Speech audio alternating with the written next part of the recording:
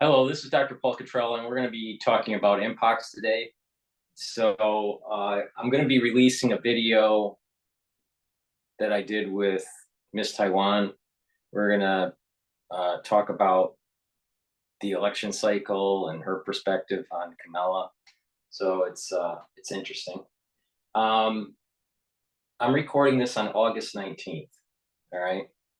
We're going to go with Mpox here.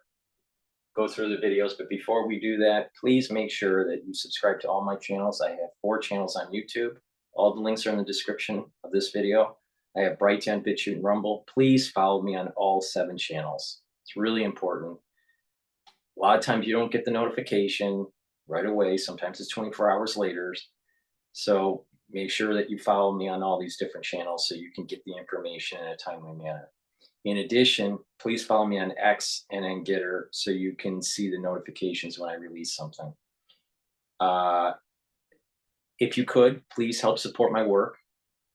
I have thousands of videos out there for free, and that's due to individuals being a paid member on Patreon and the donations that people provide.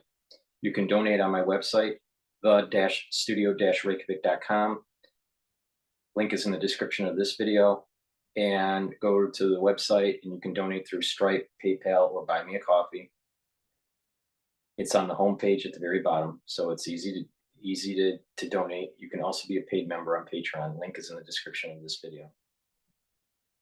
If you are a paid member on Patreon and you're a higher tiered member, you will have access to some of my medical lectures.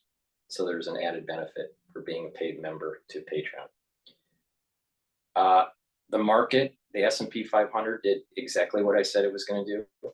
And a lot of people out there were saying, oh, the market's going to fall and, it's going to be the mega crash. This is the crash. And I said, no, it's not. Well, guess what? It's not. And now the S&P 500 is higher than before. So if you listen to me, you would have made money. So please, make sure that you pay attention to what I'm saying about the war in Ukraine, especially the war in the Middle East. I've been somewhat distant on covering the Ukraine war. And I'm very concerned about the Asian theater and how that's developing. So please make sure you follow the history videos that I'm talking about between China and Taiwan and the peripheral nations around the region, like South Korea, Japan, the Philippines, Malaysia, Vietnam. They're all important. Okay. So I've been doing a series of videos in chunks so it's easy to digest, so you can understand what the US strategy is to try to box in China and to prevent a full invasion on Taiwan. Assuming that the US military and its allied forces step up, it is going to be very difficult for the Chinese to take over Taiwan. The problem is that President Xi has been belligerent and has said that he wants control of the first island chains by 2025. Well, 2025 is around the corner. So there's a high probability that something happens in Asia. In addition, China gets oil from Iran. So it's a Middle Eastern play too. And even though at the headline level, Russia and China seem to be copacetic, in reality, they're not. So there's another dynamic there. And another thing that is happening just recently with the incursion of Ukraine into Russia, are we seeing, we got to step back and look at the last time that happened was World War II. And every invader that goes into Russia gets pushed back, usually in the winter. Okay. So does that mean that there's going to be gains by the Ukrainians until the winter, and then Putin can push back? Maybe. I mean, historically, that's what would happen, would be happening. But Putin is getting older. There's a potentiality of some sort of health issue that he has. Domestically, he may be fracturing. He may be losing his support domestically. Is the military degraded to the point where there's going to be a rapid decline? Are we seeing, these are all questions I don't know the answer to, but are we seeing actually the last gasps of Russia, of and the last gasps of this, the end of the Cold War era? All right, you know, we in historians have said, well, the fall of the Berlin Wall, Gorbachev leaves, that the Cold War ends. No, really, it's all of those individuals that were part of the Cold War. And Putin was a KGB agent. He was in Germany when the Berlin Wall fell. So he is a child of the Cold War. So he has kind of still this Cold War mentality. When Putin dies off or leaves office, we may actually see the sunsetting of the children of the Cold War. All right. I think this concept of the dying off of the children of the Cold War is an important concept that needs to kind of be teased out and have further analysis on. So I don't know if there's going to be a surge by the Russians in the winter to push the Ukrainians back, which historically would be the case, or we're actually seeing the rapid fall of Russia. What worries me is that if it is the rapid fall of Russia, that the United States will again make the mistake of hubrism and get overconfident and have problems down the road in Europe, in the Middle East, and in Asia. This hubrism of the Cold War starts with Truman, when he thought the United States were the only ones that had the bottom, and that he could push Russia around and and threaten.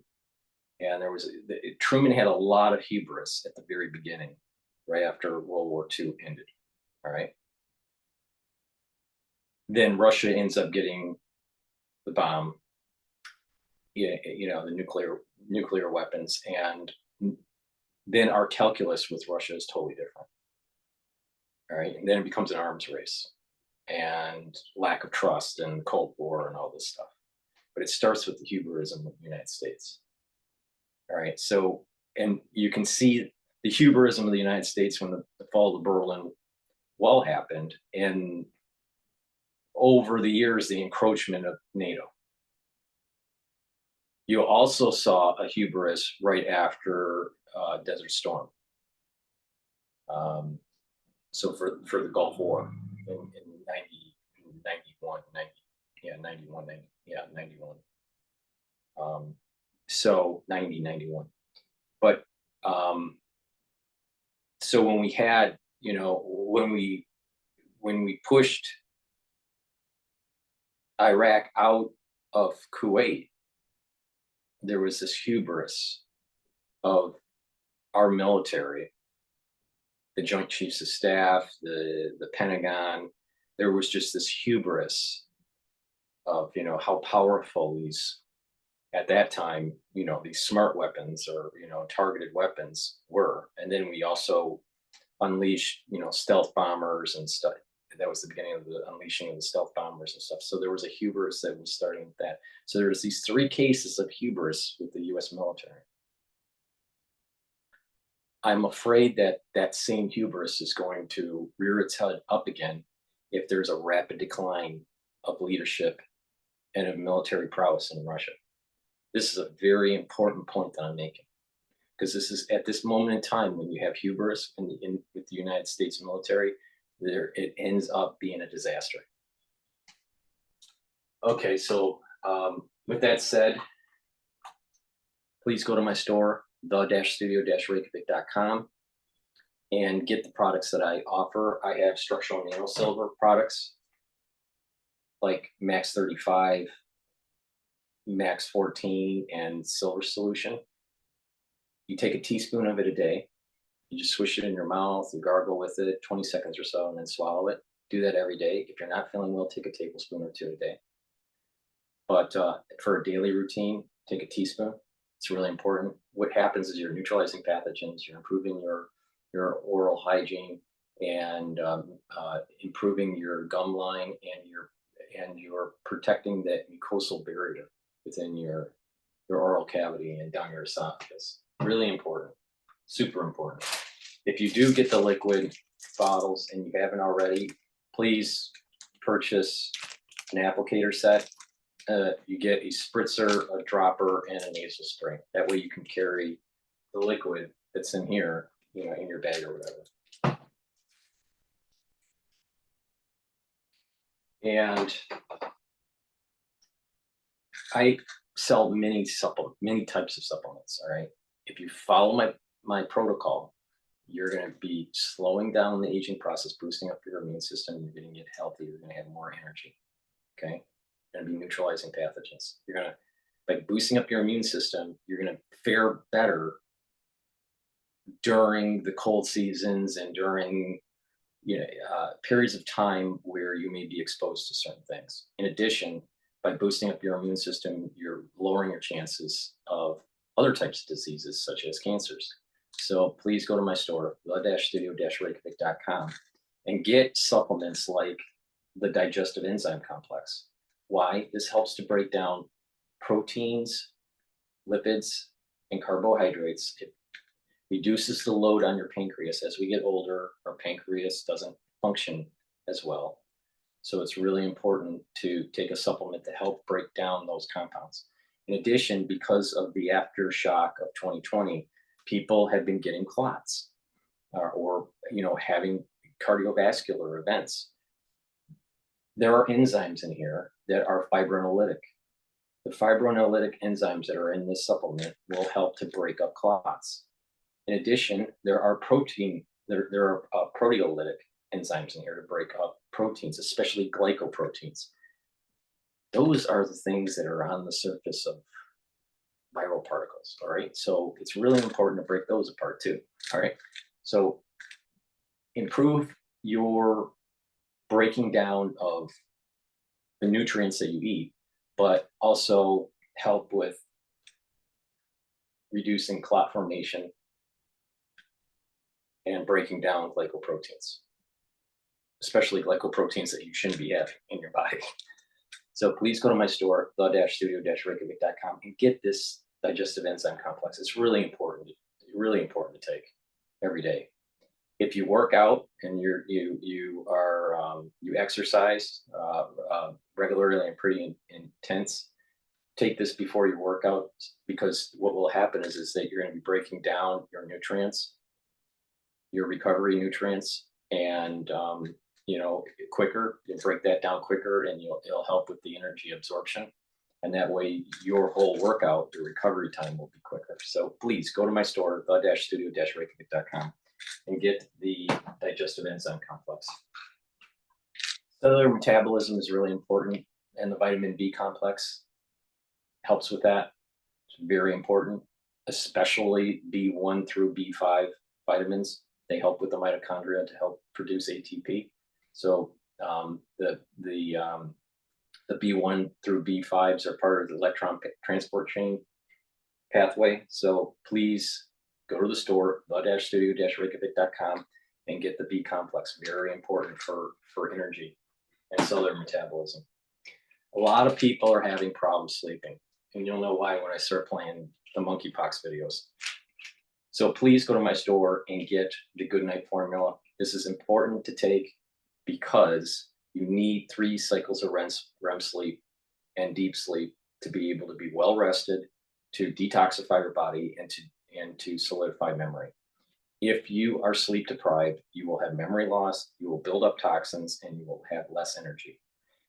Chronic sleep deprivation can lead to long-term memory loss, and because of the buildup of toxins, may lead to dementia-like illnesses. So you're going to increase, if you have sleep deprivation, you can develop neurodegeneration.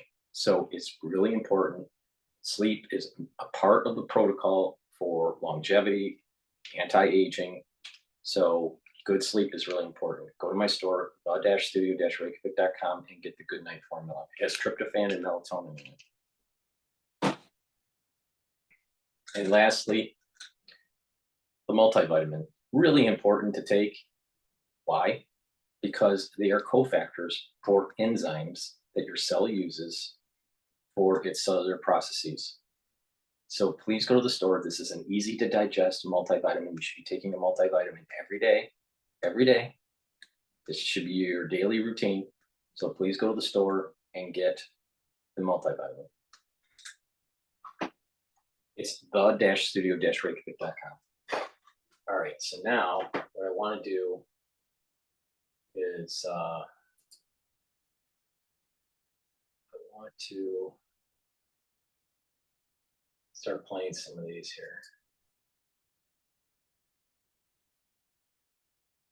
Now is what happened to my country. When they poll Americans, they find that a vast majority don't think the world is going to be.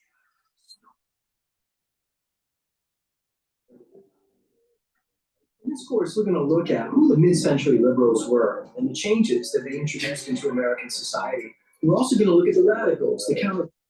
The situation constitutes a public health emergency of international concern.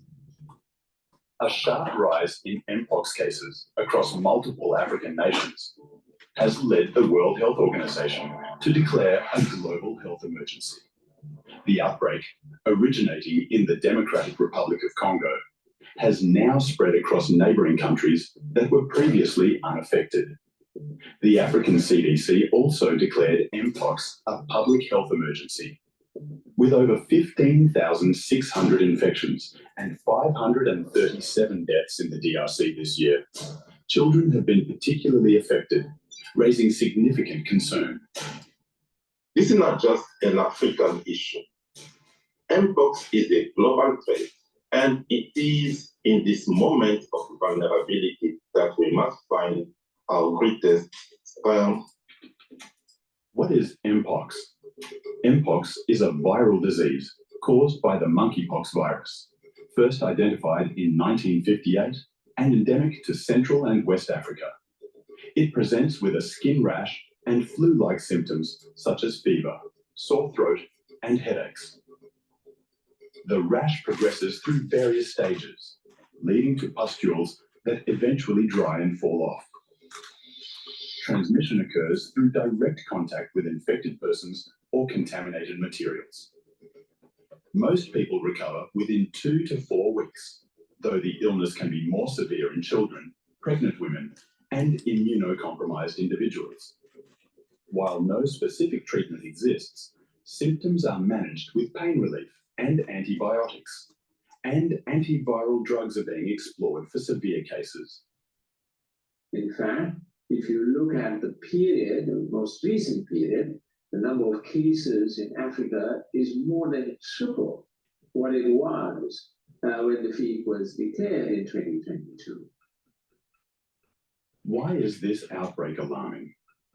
The outbreak is driven by a new variant, Clade 1b, which spreads more rapidly and includes transmission through sexual contact. WHO Director General Dr. Tedros Adhanom Ghebreyesus warns that this outbreak is more widespread than previous ones, moving beyond isolated family clusters and crossing borders at an alarming rate. The detection and rapid spread of a new clade of Mpox in eastern DRC, its detection in neighboring countries that had not previously reported Mpox, and the potential for further spread within Africa and beyond is very worrying. It's clear that a coordinated international response is essential to stop these outbreaks and save lives. What are the implications for Australia? Although no cases from this outbreak have been reported outside Africa, Australian health authorities are on high alert. Experts warn that as the virus evolves and becomes more transmissible, the risk of a pandemic grows. Mpox poses the greatest threat in regions with limited healthcare. But as the virus changes, every country faces potential risk. Vaccines are key to controlling Mpox, but access in Africa remains a major challenge. The African CDC reports only 200,000 doses are available, far short of the 10 million needed. To address this, the WHO has fast-tracked approval for 2 Mpox vaccines to improve access, especially in lower-income countries. Australia is closely monitoring the situation, and global cooperation will be crucial to controlling the outbreak, ensuring vaccine distribution, effective treatments, and strong public health measures.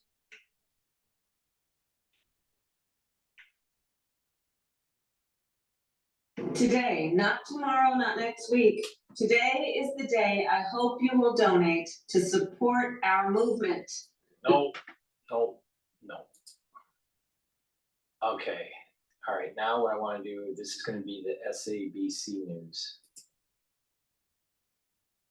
But South African But virologists say before we do that, please go to my store, the-studio-reykjavik.com, and get the clarity factor. This will get rid of brain fog. It will help keep those neurons firing, keep that neuroplasticity. If you're taking this every day, this is going to allow you to concentrate on your work or your school. It'll help you even if you're retired and, you know, just to stay focused. And this should be a daily routine that you do. You should be taking every day to keep those neurons firing. This is synergistic with other things that I tell you, such as C60 to take, and also the ubiquinol that I now have on my store. So you can stack this with other things to help improve cognitive function. Really important. All right. As we get older, we start to decline with our memory and our cognitive function for various reasons. Right. Part of it is detox, buildup of toxins. Part of it is genetics. Part of it is atrophy. So to slow that down, take clarity factor, improve your memory, and you should be also learning things. Learn new things, read, write, and talk to people in the real world. That will help to build friends, and also it'll also help to keep that neuroplasticity going. All right, you want that positive neuroplasticity. You don't want things to degenerate. So you want to keep those connections, some neural connections. If you do that, then what you're going to notice is that your memory is improved, your cognitive function is improved, even controlling your muscles improves. Now, when you couple that with balancing exercises and some weight training, your whole neural health will start to improve. Really important. All right. There's no magic bullet to stop aging, but there are many things that you can do to slow it down, and in some cases reverse. So please go to my store, the-studio-reykjavik.com, and get the clarity factor. Now, I was mentioning about ubiquinol. This is a new product that I have on my store. All right, I have 5 new products on my store that I just released yesterday. Ubiquinol is the active form of CoQ10. CoQ10 does many things for your body. It helps with your heart health. It helps to bring down inflammation, which is really important to help to boost up your immune system. It's an antioxidant, which is really important to soak up those free radicals. So it's synergistic with C60 and resveratrol, but it also helps with cognitive function. And so it is a good stack with clarity factor. So if you want to improve cognitive function, if you want to improve your heart health, bring down inflammation, and have a good antioxidant, ubiquinol is a great supplement. Ubiquinol is the active form for CoQ10. So this is important to take it every day. All right. So please go to my store, the-studio-reykjavik.com, and get the ubiquinol.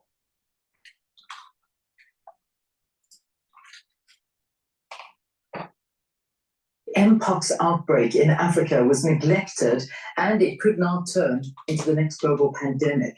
They say the outbreak in Africa is yet another example of how infectious diseases are perceived to be someone else's problem. Over the weekend, President Cyril Ramaphosa expressed deep concern about the rapid spread of Mpox across the African Union region. Last week, 3 additional countries notified cases under investigation for confirmation, which brings the total to 16 countries in which Mpox has been detected. For more, we are now joined virtually by the head of the Division of Medical Virology at Stellenbosch University, Professor Wolfgang Preisser. Prof. Preisser, thank you very much for joining us. It's good to have you here on Morning Live. Good morning. So, thank you. Good morning. It's quite scary to read anything, especially South Africa and the world coming out of COVID, when you start hearing things like the world saying that with Mpox outbreak in Africa being neglected, it could turn into the next global pandemic. But perhaps you can elaborate a little bit on this for us. With pleasure. Yeah, Mpox is an infection and a disease, a virus that we've known for more than 50 years. But unfortunately, it received very little attention in terms of research and in terms of coming up with diagnostic tests, treatments, and vaccines. And there was a rude awakening just over 2 years ago when a different strain, a different lineage of this virus, of the monkeypox virus that causes Mpox, emerged and spread globally, affecting more than 100 countries, most of which had not previously reported any cases. And that was the first wake-up call that should have told the global community that if you think it is a rather obscure African problem, think again, because it may still change, and out of nowhere, seemingly, this virus may pose a challenge. Now, that first outbreak is largely under control. That said, we had over 20 cases this year alone in South Africa, including very regrettably 3 people who died from that. But by and large, we know how it's transmitted, and there has been a lot of progress. So numbers have come down, but the virus is still there and will probably continue to be there forever. Yeah. Now, that the current one, which is our big concern, is a different strain of that same monkeypox virus. All these people say the same crap. Have you heard any of them tell you about the E3 protein? Did you hear any of them telling you about how the innate immune system is shut down? How the E3 protein shuts down RIG1, PKR, OSA, and MDA5? No, not one of them. Do they tell you that Mpox can block the activity of CD4 positive and CD8 positive cells for the cells that have been infected with the Mpox? No. These people are all regurgitators. They don't really tell you like what really is going on. You know, it's amazing to me. But I want to diverge here for a sec. Like I said, the S&P 500 is trading, as I'm recording this, at 5,565. And everyone thought the world was going to be ending at 5,114 or so. And I said, it's not going to break 500 or 5,500 for the S&P, for the SPY. But for the S&P 500, it wasn't going to break 5,000. And it didn't.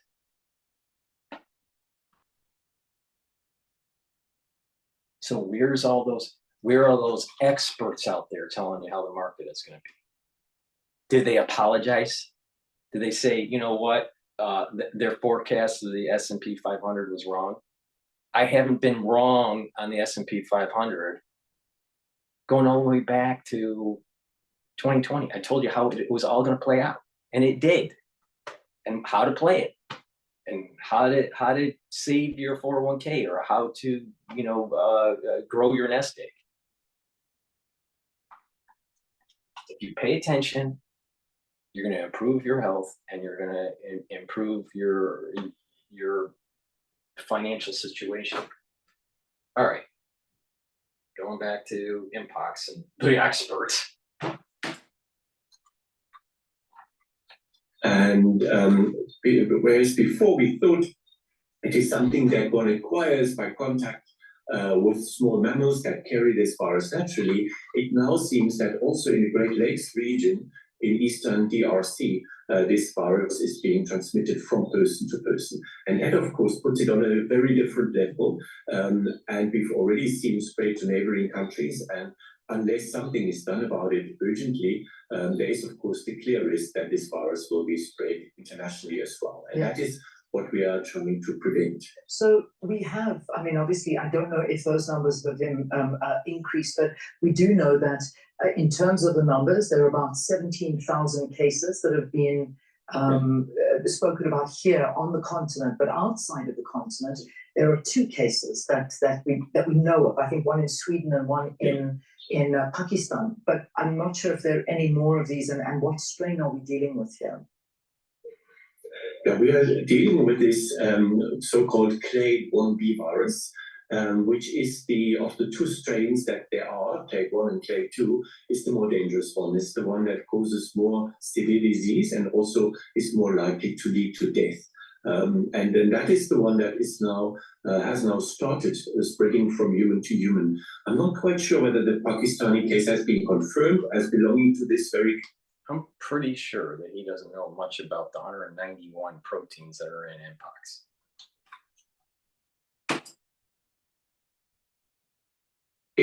The one in Sweden has, and it's only expected that there will be a further international spread of this virus. And the big challenge is to prevent this from turning into a global outbreak. So basically, cases need to be recognized early and then put in isolation and need to be treated.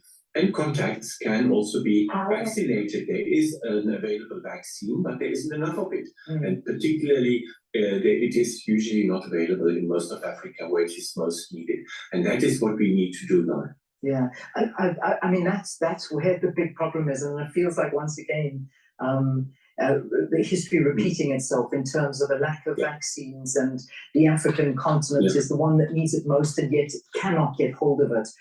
And this is a major problem. And I know that our President Cyril Ramaphosa, speaking to a SADC gathering, outlined this and again spoke of the desperate situation that we find ourselves in as a continent, and it's being called apartheid vaccines. And this is a big problem. So how bad is the situation? I mean, again, reading figures saying that on the continent, we need about 10 million vaccines, but we only have access to about 200,000.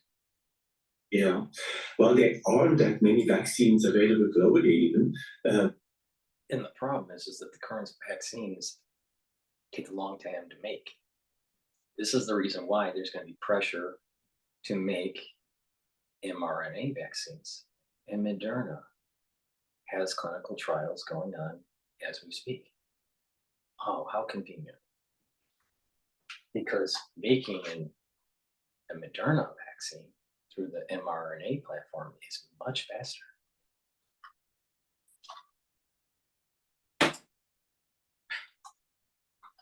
Firstly, because they were produced in anticipation of a possible bioterrorist or biowarfare attack using Mpox virus.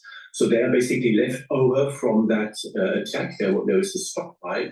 But again, much of it has been used to control the global outbreak that happened 2 years ago, and that was largely successful. So there isn't that much left, and producing more will take time and effort, and of course needs substantial funding. And that is the big challenge, because now we are talking of a population of several million people that could benefit from that vaccine if they had access to it. May I just add, regarding the figures, you will find different figures circulating regarding the situation in Eastern DRC. The reason is that in order to be counted as a confirmed case, you need to be tested for the virus. And that is where the problem starts, because the majority of cases have not been tested for the virus with the laboratory test, simply because there isn't it's not available. There isn't the facilities to do that. And that's the first challenge. So the large figure is actually suspected cases. Some of them may not have this infection, others will go unrecognized, but we don't even have enough testing being done currently in order to recognize the magnitude of the problem. And without testing, you don't really know that well how it is spread, who is affected, where it is going. So that's one of the things that also need to be done urgently. We need to get tests on the ground And that's quite something, because these are PCR tests, so it's not unfortunately not a simple rapid test like we knew it from COVID times. This requires more. It can be done, but it requires a major investment and lots of resources to be deployed in order to understand who is infected, who would benefit, who are the contacts, who could benefit from vaccination. So that's just one component of a much bigger intervention that is needed. Yeah, I know the World Health Organization had committed a sum towards it and said that it may in the next couple of days add more to what has already been put into that fund. But one does know that it's probably not enough, certainly not where we're seeing quite a dramatic spread of this. I mean, we don't want to create alarm, because I think that's, we've learned that lesson. We need to be. We don't want to create alarm. But the problem is that chickenpox, which is a herpes virus, is somewhat benign. It could hurt you, but it's somewhat benign. Smallpox is a pox virus that could kill you, all right? Really bad. Smallpox is really bad. Mpox is not as bad as smallpox, but Mpox is in the middle, if not a little bit more biased towards Mpox is a little bit more biased towards smallpox, on the spectrum of severity. All right, so keep that in mind. If you remember how fast chickenpox spreads, by bedding, by clothing, contact at school, on the playground. It's so easy to contract chickenpox. It's the same thing with smallpox or Mpox. All right. So close contact.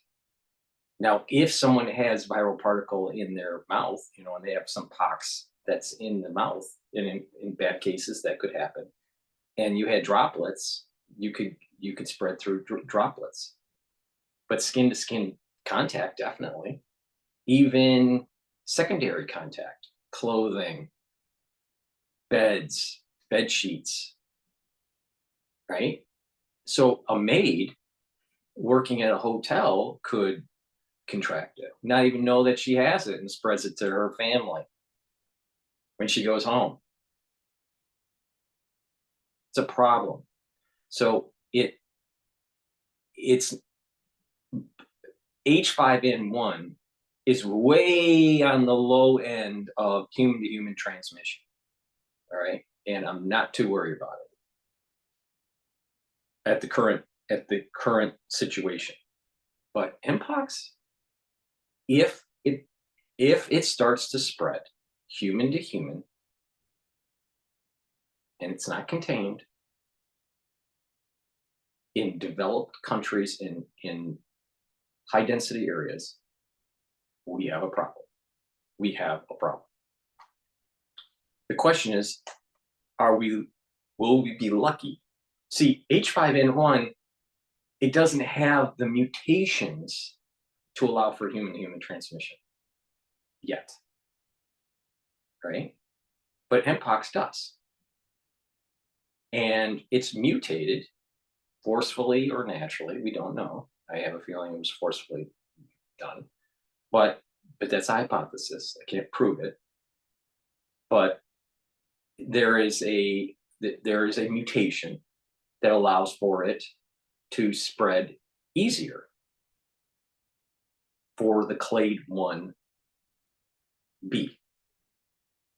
line. So if an outbreak does happen in, let's say, New York or London, Berlin, Paris, Milan, you got a problem. Big problem. And that's why you need to go to my store, the-studio-reykjavik.com, and focus on what I keep on saying. The anti-Fauci boxes that I have in the anti-aging section of the website, there is a beginner's, there's an advanced, and a deluxe box. The whole core of this idea is you neutralize pathogens with structural nanosilver liquids and gels. And the gels, you can put it on your hand and you can block neutralize pathogens, and you can put it around your mouth and around your face and around your eyes and around your ears and on your hands, and it's right. So you put that on your body every day. It acts as a barrier, but it also helps to neutralize the pathogens because it's made from structural nanosilver. Okay? The liquids. You're boosting up your immune system, but you're also maintaining the mucosal lining in your oral cavity and down your esophagus. Really important because you may ingest a particle. And if you ingest a particle by accident or whatever, and you have a disrupted barrier in your gut or in your epithelial lining in your oral cavity, you're going to get it. That's why bringing down inflammation, especially in the gut, is really important. Because if you have a disturbed gut biome and a disturbed mucosal lining in your gut, you're going to get sick. You're going to have pathogens that get into your system, either through the blood or through the lymphatic system. That's why it's important to be taking probiotics such as this in a powdered form or the VeggieCap version that I have. So you should be taking a probiotic, bringing down that inflammation and maintaining a good gut biome and a good mucosal barrier around your gut. Bringing down inflammation. Things that you can bring down the inflammation is turmeric. Why is that important? Because if you're chronically inflamed, then your chances of getting sick when something happens like this increases. I've been saying this for 4 years. So take turmeric, it'll bring down the inflammation. It's also an antioxidant. And ashwagandha helps to control blood glucose levels and reduce inflammation in your vascular system. Really important. It's synergistic with the turmeric. So now you're bringing down inflammation. You're controlling the blood glucose levels. You're neutralizing pathogens with the structural nanosilver, liquids, gels, and soaps that I have on my store. All right. And when you do that, you're increasing your chances of boosting up your immune system. You're helping to heal your immune system. That way you can fight something. If you're chronically inflamed, your innate immune system is disrupted. If you're chronically inflamed, your adaptive immune system isn't going to work as well. And if you have lots of reactive oxygen species, your mitochondria's health is down and you can't create the energy levels that you need for proper cellular function. And you don't have the energy levels that you need for proper immune system function. So that's the reason why that you need to take strong antioxidants like resveratrol. This also helps to get rid of senescent cells, so it's part of an anti-aging protocol. But it is synergistic with other antioxidants, like the turmeric, like the ubiquinol, the CoQ10 ubiquinol that I have on my store, because it's an antioxidant. It's really important that you really pay attention to what I'm saying here. Olive leaf extract, really important for your immune system. It'll also help with cardiovascular system. What does it do for the immune system? It's bringing down that inflammation. It's an antioxidant, so it helps to soak up those free radicals. And it's helping with the cardiovascular system. How? Bringing down LDL levels, bringing up your HDL levels, improving your lipid profile. When you synergistically do all these things, you are going to be healthier and be able to combat stuff like this. Really important, but if you don't want to pay attention to me, it's your own damn fault. Vitamin C, very important for your immune system. It's also an antioxidant. It's not a very strong antioxidant compared to the other stuff that I provide on my store, but you need it for your immune system. So take a double dose if you're not feeling well. Take it every day. Take it with water, filtered water, because fluoride makes you stupid. All right. I use a zero water filtration system, which is a 5-level filtration system. that gets rid of heavy metals. It gets rid of for many of the forever chemicals that are the PFAS chemicals. So, you know, filter your water, get the fluoride out. That's really important because that weakens your immune system and it makes you stupid. All right. Fluoride makes you stupid. Get it out of your food, out of your water. All right. So filter your water. It's really important. Stop eating processed foods because there's a lot of crap in there. And there's heavy metals and stuff like that and chemicals in it that are bad for you, that does endocrine disruption on your body. So you need to stop putting stuff in your body that is bad for you.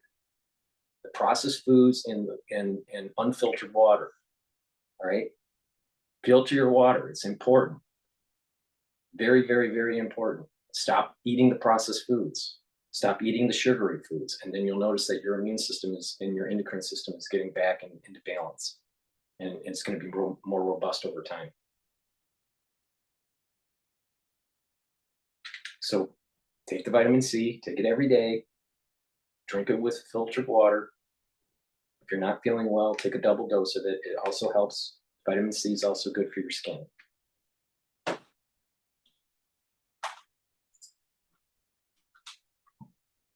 Mature about the messages that we put out there, but certainly with numbers showing that, you know, that since the beginning of this year, I think we've already seen 517 people on the continent that have died from it, 17,000 suspected cases in Africa. So it certainly is growing. Is it cause for alarm, or are we sort of just educating ourselves at this point? Absolutely. No, I agree with you. It's something that people need to be aware of. So that if cases occur, and fortunately here in South Africa, we have very good structures for testing. So various laboratories, including the NICD's lab, can test for it and do so. And what we want is a situation which we have probably achieved at the moment, in where people are aware of it.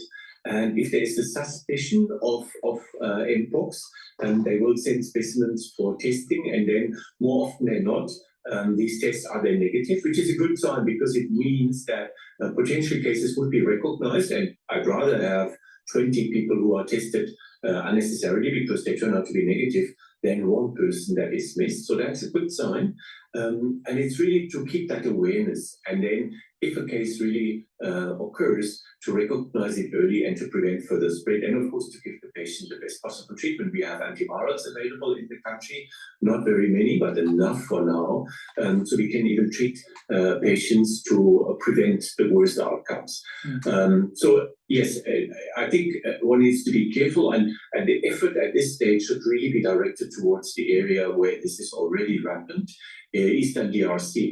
And if you look at the latest report from the Africa section of WHO, and in this region, apart from ongoing civil and other wars and violent unrest, they are dealing with flooding, they're dealing with a variety of different infectious outbreaks, including cholera, measles, 2 strains of poliovirus, and now on top of it, also Mpox. You can imagine how difficult an area this is to work in, how under-resourced it is, and what a big challenge it will be to actually deploy the necessary laboratory and clinical facilities on the ground. Yes. The good news is it has been done before for Ebola, which raged there for over 2 years and came to an end in 2019 with a massive concerted international effort. So it can be done, but it requires major efforts. Yeah, it certainly does. And I mean, because when we look back at the history of the Mpox virus, I mean, it was considered a zoonotic disease,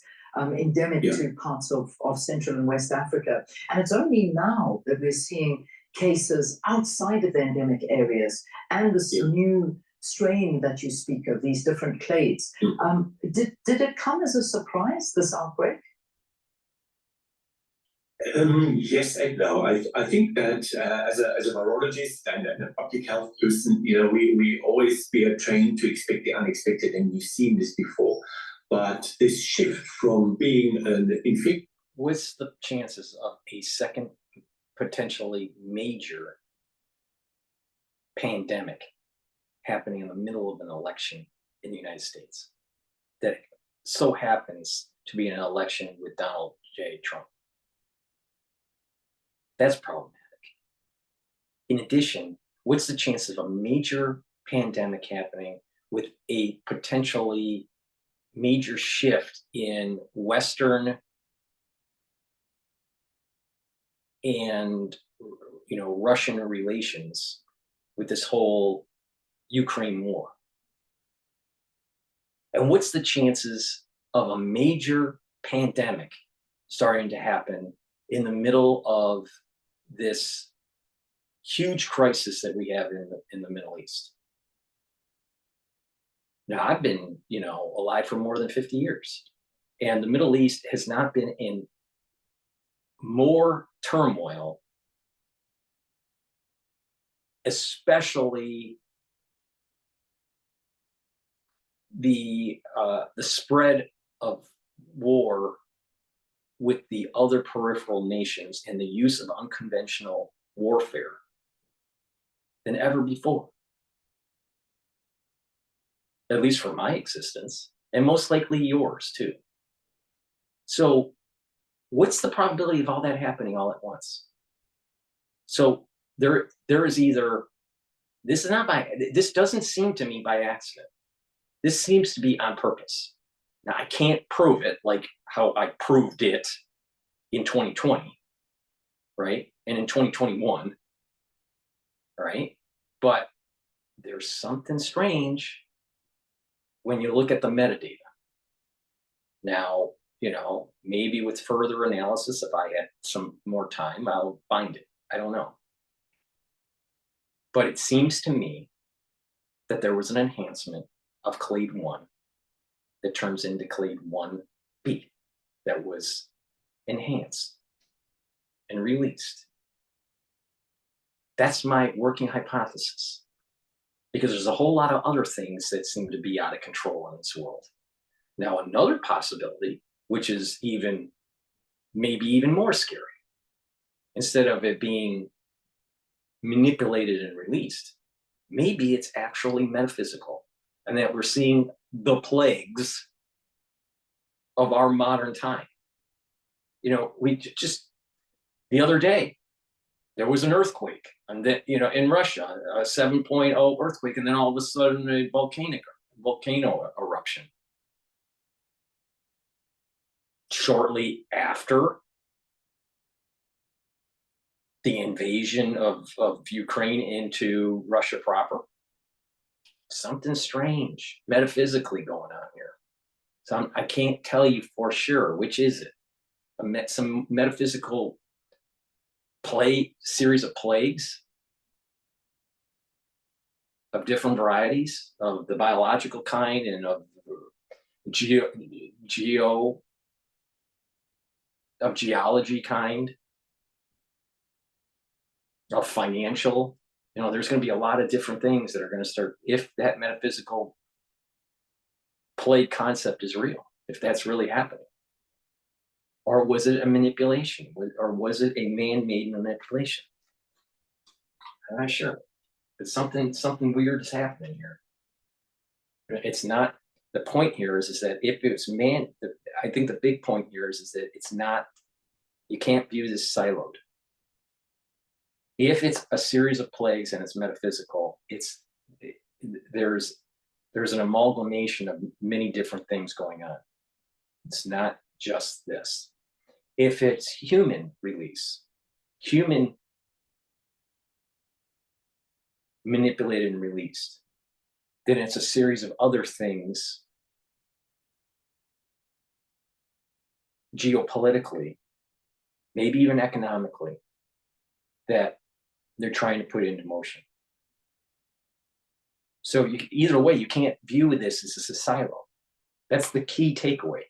Don't view Mpox as just Mpox.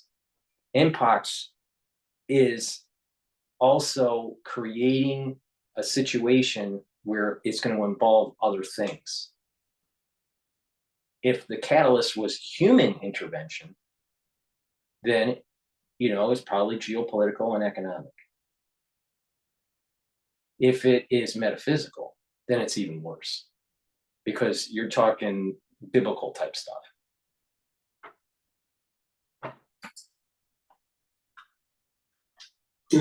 Which is acquired through very clear risk factors, i.e. going out and hunting small mammals, often for the bushmeat trade, and then consuming them, which is quite defined and only occurs in certain areas of tropical Africa. So, that is the reason why there was major international concern about it. But in fact, since 2017, there was evidence in Nigeria of human-to-human transmission, where if you ask people who are infected, what did you do? What did you engage in? There was no contact with any wild animals or any bushmeat markets. And it was very clear they had acquired it from another person. And that is the outbreak which built up there in Nigeria since 2017. And then 5 years later, in 2022, it hit the global scale. It went to over 116 countries in virtually a few weeks and a couple of months. So these things can happen, and we just don't want this repeated with the current Eastern Congo outbreak, because the virus there is more dangerous. It has a higher mortality, so people are more likely to develop severe disease and to die from it. And if we let it smaller in the areas where it is rampant now, it's of course it's a humanitarian issue in the first place, but there is also the risk that the virus builds up momentum and sooner or later it's spread more widely and possibly globally. And that is really what we can still prevent, and we have to do this now. Otherwise, we're going to be dealing with a big problem in a few months to maybe a few years from now. So clade 1 is the one of major concern at the moment. In terms of its spread, how is it spread? Obviously, we do know that it's we've been speaking about it being sexually transmitted and other ways. But I'd love you to give a bit more clarity again, because these are things we need to talk about. Is the spread and the signs to look out for if you have in fact got it or picked it up. So spread is through very close contact, intimate contact, including sex. By the time you find out that you have it, it's too late. Because you might have a fever, you might not be feeling well, you may be feeling a little lethargic. Then all of a sudden, pox comes up. You may not even think that it's Mpox. It may be chickenpox, especially on young kids. Then all of a sudden, it's worse. It's too late. That's part of the reason why testing is going to be really important. Contact, probably also in a family setting, a household setting. It's fortunately not extremely contagious. So it's not a virus, unlike SARS-CoV-2 that goes COVID or influenza. It's not something that you can catch by just sharing a ride in the lift or a ride on the bus. In a taxi with somebody. So it requires... It's going to need close contact. You're touching their skin, you're touching their clothing, or things that they've touched. If that piece of clothing or that bag or whatever they've touched has viral particle on it. That's how it's going to spread. It's not aerosolized. It's not airborne, right? But if you have a droplet, like I said, if there's a viral particle in this person's mouth, but for it to happen in that case, it's probably noticeable on their skin. Then a droplet. So maybe droplet transmission may be happening in the care facilities, the hospitals, the clinics.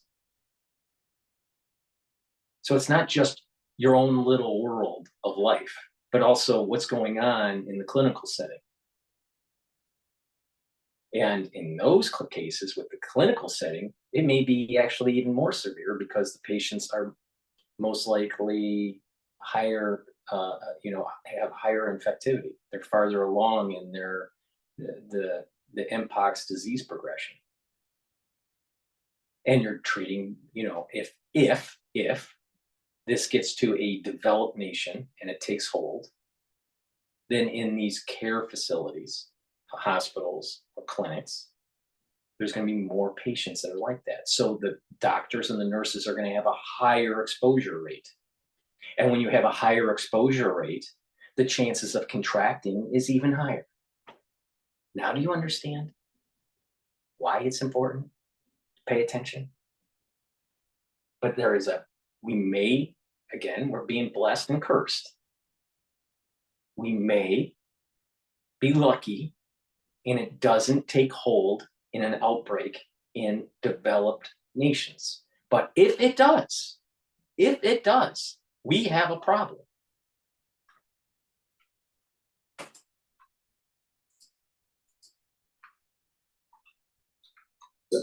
More close contact for transmission, which is very good.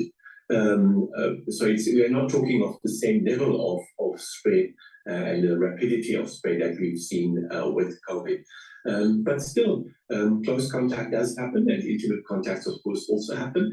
And while the rash can be quite extensive and a clear sign of alarm, I mean, any person would recognize that there's something is really wrong here. We need to get medical care, need to find out what that is. It can also be more discreet, and in fact, quite a few of the people who got it don't remember who gave it to them, from whom they became infected, which means that the lesions were very discreet and probably mistaken for something else. And the contrary also holds. I mean, many cases, you might have seen 2 weeks ago or so, there was a moment of panic in South Africa about a pupil, a learner at a school with Mpox, and school being quarantined. That was, of course, not Mpox, that was chickenpox, which can look very similar. And so, one needs to also look into these cases properly to see, is it truly Mpox or not? And then if it could be, to test. So it's close contact with people, and at the moment, and it doesn't bring up the weakening of the immune system in a post-2020 era.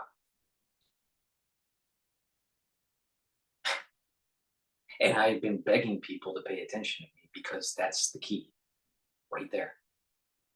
We have trashed our immune systems because of the 2020 crisis. Now that's because of the natural infection and because of, quote, the inoculation. But we have trashed our immune systems at a global level. So that means that something like Mpox or other poxes that may have been at, somewhat pushed aside because of a strengthening of the immune system at the population level.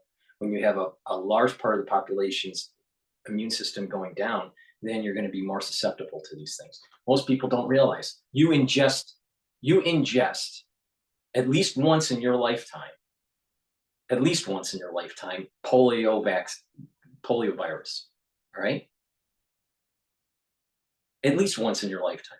And I'm not talking about inoculation. I'm just talking about just daily living in the United States. But because you have an immune system and you have a protective barrier, that it just flows out of your body. But if you have a weakened immune system, a weakened innate immune system, a weakened adaptive immune system, then you may contract it. Now, there are going to be some people that say, well, there's also the buildup of antibodies because of polio inoculations. That's true. But the point I'm making is that you ingest viral particles that can be life-threatening all the time. It's about viral load, and the other function is the health of your immune system.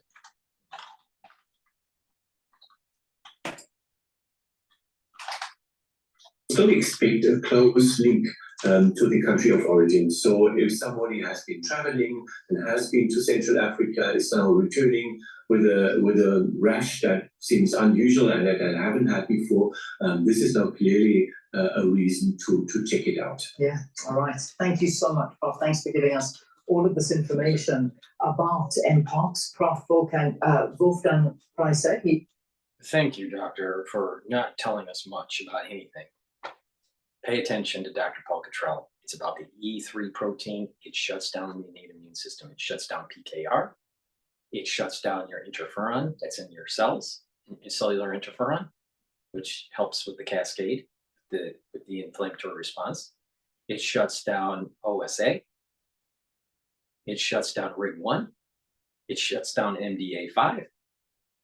It shuts down your apoptosis pathways, so the cell can't die. Oh, and by the way, Mpox has found a way to not activate CD4s and CD8 cells, so an infected cell doesn't die. He didn't mention that at all, not once. Nor did he say that the immune systems are trashed because of the 2020 crisis. This is why you really need to pay attention to polymaths like myself, because most of the people out there that are talking about Mpox, they don't know what the fuck they're talking about. Same thing with what happened in 2020. Most of the quote experts out there didn't know what they were talking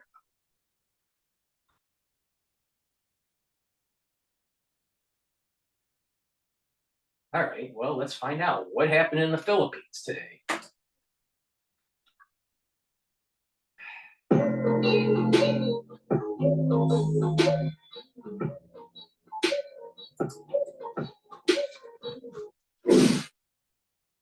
A new case of Mpox, formerly known as monkeypox, has been recorded in the country, according to the Department of Health. The DOH says it received information on a newly recorded Mpox case on August 18. This is the first case of Mpox in the country this year, raising the overall logged cases nationwide to 10.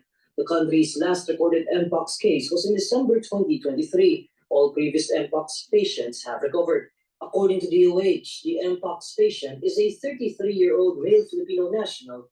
All previous Mpox, but that's clade 2B. All right, this is clade 1B, which is worse. Again, if it takes hold and there's an outbreak in the Philippines, don't you think that's going to be a problem with our strategic strategy and protecting Taiwan, with the 9 bases that we have, and how our military, our Navy, and our Air Force is projecting into the 9-dash line in the South China Sea?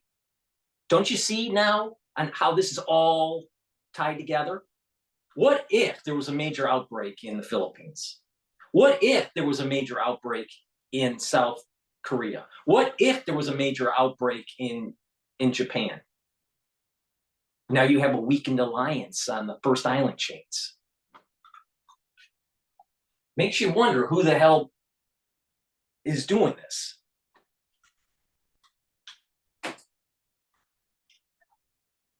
Sites in the National Capital Region. The patient has no travel history outside the Philippines, but the DOH says it had close, intimate contact 3 weeks before onset of symptom. The agency adds that the patient's symptoms started more than a week ago with fever, which was followed by findings of a distinct rash on the face, back, nape, trunk, groin, as well as palms and soles 4 days later. The common symptoms of Mpox include skin rash or mucosal lesions, which can last 2 to 4 weeks, as well as fever, headache, muscle aches, back pain, low energy, and swollen lymph nodes.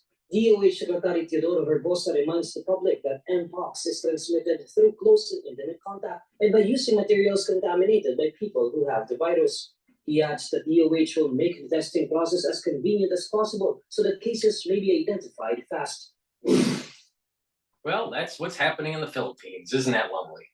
Please go to my store, the-studio-reykjavik.com, because you're probably having a heart attack right now.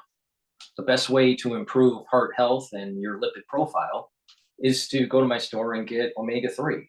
It will bring down LDL levels, bring up your HDL levels, and by doing that, you're going to improve your cardiovascular health. In addition, because of the 2020 crisis that we had, a lot of people are getting blood clots. Well, you don't want your red blood cells to be sticking too much. Take omega-3, and that will help that. Since we're talking about blood clots, I have a new product on my store, nattokinase. It's a very high quality product. So please go to my store and take the nattokinase.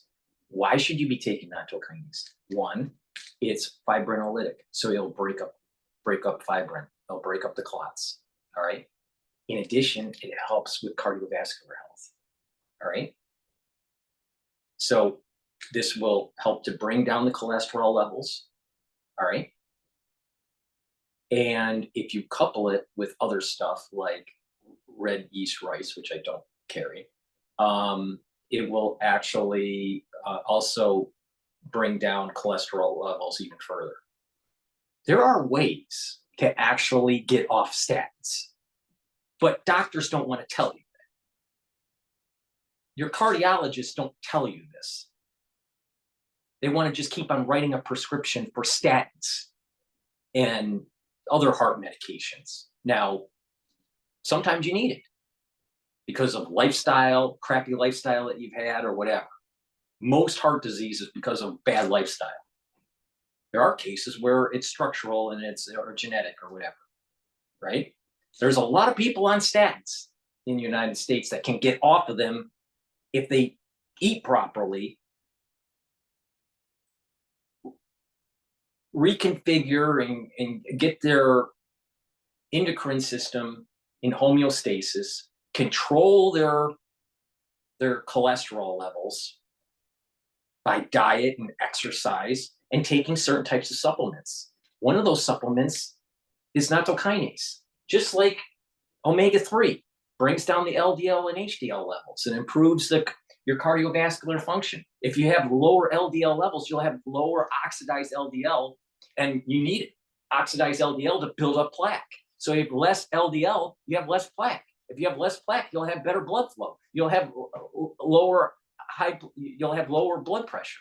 So the ones that are on high blood pressure, the ones that have high blood pressure, well, you know, you can lower it by being proactive.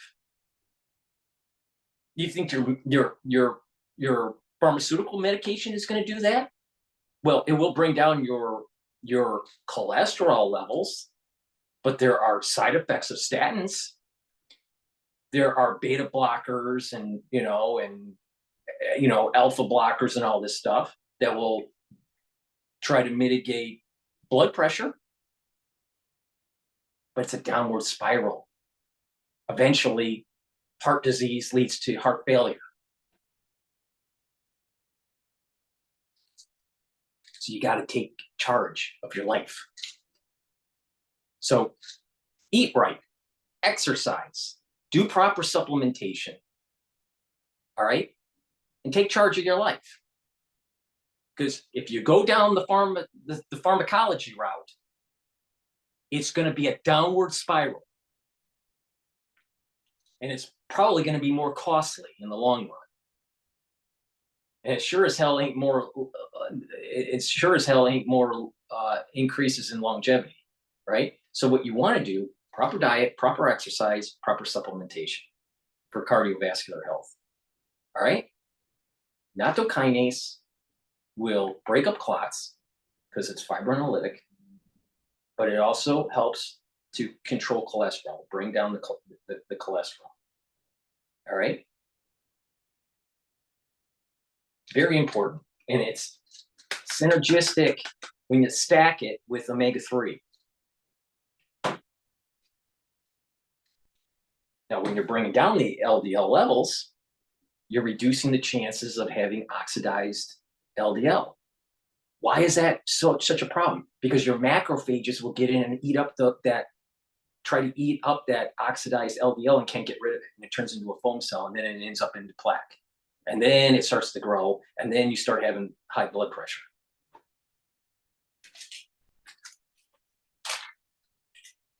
So another synergistic thing to do is to take C60.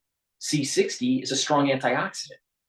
If you're soaking up free radicals that oxidize LDL, you're reducing the chances of plaque.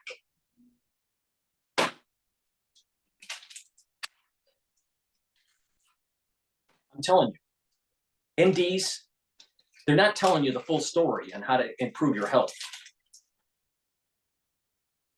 Go to my store, the-studio-reykjavik.com, and get the C60. I have it in extra virgin olive oil. I have it in MCT coconut oil, and I also have it in avocado oil. I have it in a 2-ounce, a 4-ounce, and an 8-ounce configuration. The higher the ounce, the cheaper it is for you. All right, there's a little bit of a discount there. So take a teaspoon of this a day. Very important. It's a very potent antioxidant, and it's synergistic with all the other antioxidants that I've been telling you about. But when you take it with like nattokinase, and you're taking it with omega-3, and you're taking it with clarity factor, you're going to have added benefits. This with clarity factor is going to help with your neural health. Why? Because by soaking up the free radicals, you're going to do less damage to your neurons, and it'll boost up your mitochondria in your neurons, so you make more neurotransmitters, and it'll fire those, and you'll have better neuroplasticity. Oh, for heart health, by bringing down the reactive oxygen species, you're reducing the chances of oxidized LDL. That means that you're reducing the chances of buildup of plaque because you have less foam cells now. Oh. So with nattokinase, it's bringing down the cholesterol level. It's preventing the blood clots from forming, right? But because of the fibrinolytic capability of nattokinase. So you should be taking this daily. And it's synergistic with this. Now with your other cells, by taking C60, it's going to soak up those free radicals and improve your mitochondrial health, so you have more ATP. You need ATP for cellular processes, for good tissue performance, for good organ performance. And oh, by the way, you'll be able to have the energy for your immune system. So it's a win-win.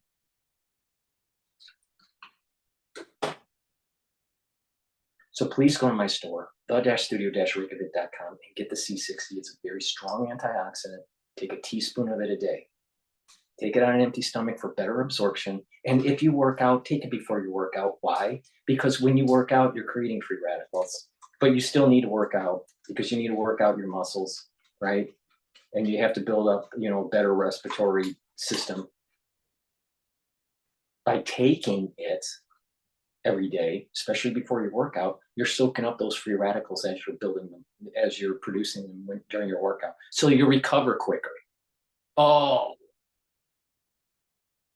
So go to my store, the-studio-reykjavik.com, and get the C60. I have it in extra virgin olive oil, coconut oil, and avocado oil. In a 2-ounce, a 4-ounce, or an 8-ounce configuration. The higher the ounce configuration, the cheaper it is per ounce for you because it's discounted.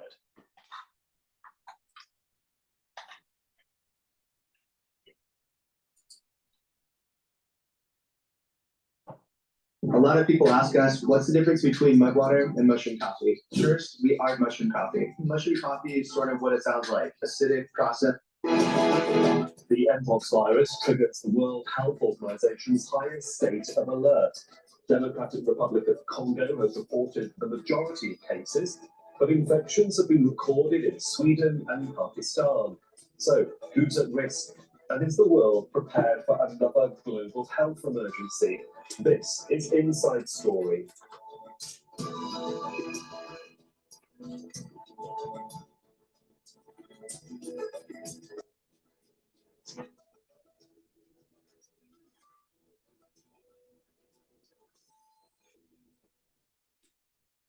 Welcome to the program. I'm Sahil Rahman. The World Health Organization has issued its highest state of alert after a surge of Mpox virus infections in the Democratic Republic of Congo. Cases have now emerged far beyond the country's borders, showing how contagious the disease is and the international risks that it poses. Within the DRC, more than 7 million people have been displaced by decades of conflict, many forced to live in crowded conditions where the disease can run rampant. But in a nation of 100 million people and fighting in the East, vaccination is a huge challenge. And there's a shortage of vaccines with only a small number approved for use globally. So can the DRC get the help it needs? Is the world prepared for this outbreak? And can the spread be stopped? We'll be putting that to our guest shortly, but first, Kulsum Sharif has this report. A city at the heart of an armed conflict in Eastern Democratic Republic of Congo for decades is now on the front lines of another battle. Goma is ground zero in the latest outbreak of Mpox. The rapidly spreading infectious disease is sending patients to this makeshift hospital in North Kivu province. At first, I felt a headache, fever, muscle pain, and pain in my groin. After spots started to appear on me, I thought it must be an infection. My body has completely changed. The nation has reported around 16,000 cases this year and most of the deaths. It led the World Health Organization to trigger its highest international alert as a global health emergency on Wednesday. The virus spreads through close physical contact with someone who's infectious, contaminated materials, or infected animals. I am worried. We have been shown images on the phone and on TV of people who are suffering from the same illness. I'm scared and I'm so worried. Mpox, formerly known as monkeypox, was first detected in research monkeys in Denmark in the 1950s and in humans in Congo in 1970.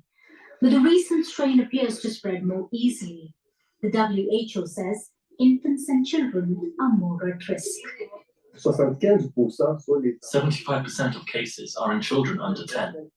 Only 25% are in adults between 15 and 50 years old. It should also be noted that around 70% of these cases that come here are cases from camps for internally displaced people. So there is a high vulnerability within the camps. The African Centers for Disease and Control and Prevention says Mpox has been detected in 13 countries this year with more than 500 deaths.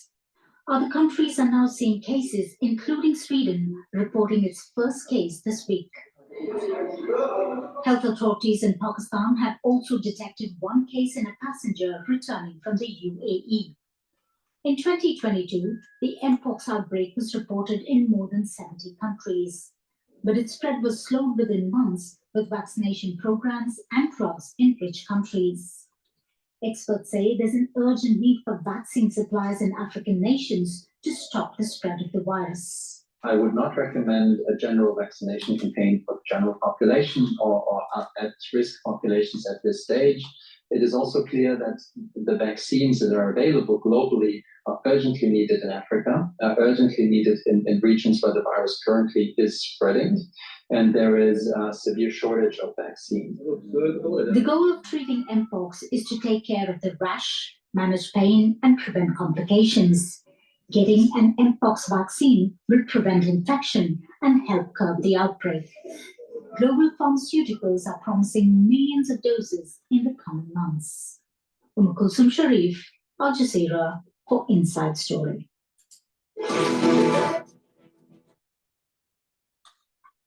Please go to my store, the-studio-reykjavik.com. Make sure you get the olive leaf extract. It's important. It'll help to boost up your immune system and help with your cardiovascular system. It'll bring down inflammation. All right. That will help with the immune system. It will help to bring down LDL levels, increase your HDL levels, so that's going to improve your lipid profile. So please go to my store and get the olive leaf extract. Again, like I said, I have a new product on my store, ubiquinol, and this is the active form for CoQ10. CoQ10 helps with boosting up your energy levels, especially when you're exercising. It's an antioxidant, all right? So please go to the store, the-studio-reykjavik.com, and get the ubiquinol, which is the active ingredient for CoQ10, right? It also helps with cognitive function. So this is going to get that neurogeneration going. synergistic with the clarity factor. It's synergistic with the C60. And that's why it's so important to stack. All right, you get more benefits by stacking because you're taking your health and you're applying it from different angles, different vector points, and it's improving the whole health of the body. That's basically how your body works. All right, it has a lot of processes. They're not linear. There are feedback loops, negative and positive feedback loops. There's lots of different angles for energy production and metabolism and the immune system and all this stuff. So to get your body healthy, you need to attack it in multiple directions. So ubiquinol is very important. It's the active ingredient for CoQ10. So if you want to improve your exercise performance, this is going to help with the energy. If you want to improve your cognitive function, this is what you want to take. Ubiquinol, it's the active form for CoQ10.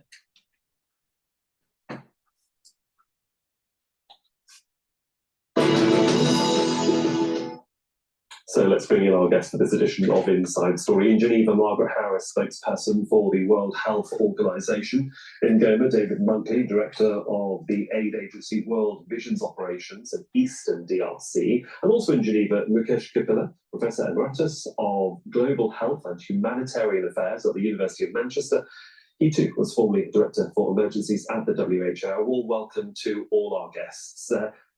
Dr. Harris, can I just begin with you in Geneva? How worried should we be about this outbreak? It's focused in Africa, but as we see now, it is spreading. Be vigilant, but don't worry. But, you got to make sure you're prepared. And if it starts to do an outbreak in the developed nations like the United States or in Europe or in Canada, yes, even Canada, right? Then you got a problem. It also becomes a problem if there's an outbreak along the first island chains, because it may be the impetus of China making their move on Taiwan. Oh, that sounds crazy, Paul. Don't panic. Be prepared. Make sure that you stock up on certain things for your health. Food and other supplies, even medications if you're on medications, and just be prepared. All right, because if there's an outbreak, there's going to be a problem. But that doesn't mean that it's guaranteed to be an outbreak in the developed nations. But it is a fact that clade 1b is worse than clade 2b.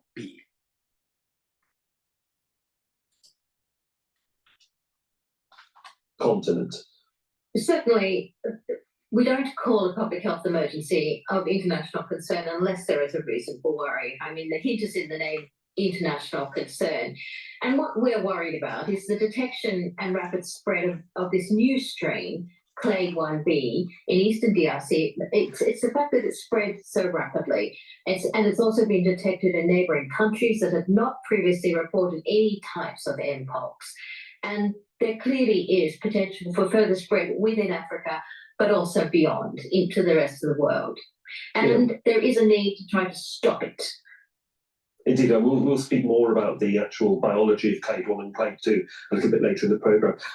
David Monkley, just to get your general impressions, you're, as we say, at the coalface dealing with your staff and with your colleagues, not just in your agency, I'm sure you're coordinating with many other agencies as well, about the problem of Mpox right now. Just give us an overview of where the focal point is for your aid operation. Yeah, this is a crisis on top of a crisis. Rooms loads a complete serving of fruits, veggies, adaptogens, vitamins, minerals, super mushrooms, prebiotics, and antioxidants, like organic kale. Yeah, this is a crisis on top of a crisis, simply due to the fact that in Eastern DRC, there is a conflict that's been long-standing that has taken 2.5 million displaced people into camps in and around Goma in horrid conditions. So much of the work that we were doing was on really just basic food provision, some general cash support, protection services, really the basics. For this to come into these camps at this point is really horrific.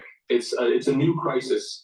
And these camps, again, you have high numbers of malnourishment from children, you have high cases of abuse.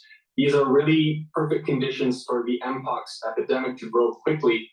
So it's a chief concern for us to do what we can now to really limit this as much as possible. Dr. Cottrell in Geneva, you're no stranger to these sorts of emergencies, and certainly this type of problem that the DRC is facing right now. In terms of the here and now and the long-term prognosis, let's just talk about the here and now, what you would expect to hear from the authorities in the DRC in how they are trying to help their health services and their health personnel on the ground with what's going on right now with Mpox. I think national health authorities in DRC and surrounding countries need to upgrade their own preparations. That means making sure that healthcare practitioners are familiarized with the symptoms and signs, ensure that they have systems in place for surveillance and testing, and to put into place preventive and public health measures, which include, for example, hygiene, sanitation, water, and infection control, which I think has an advantage. Not only would it help against Mpox, but also against many other endemic communicable diseases, including recent epidemics, which are still grumbling away in these parts of the world. So that's the number one step to be taken. And to prepare the public as well to be recognize the disease when it happens in their families and communities, and bring it to the attention of the healthcare providers so that the outbreak as it evolves can be properly tracked. Yeah, we'll talk about how they actually get that word out as well a little bit later in the programme. Margaret Harris in Geneva, I mean, how problematic is it to be able to deal with this when there's also conflict in the area?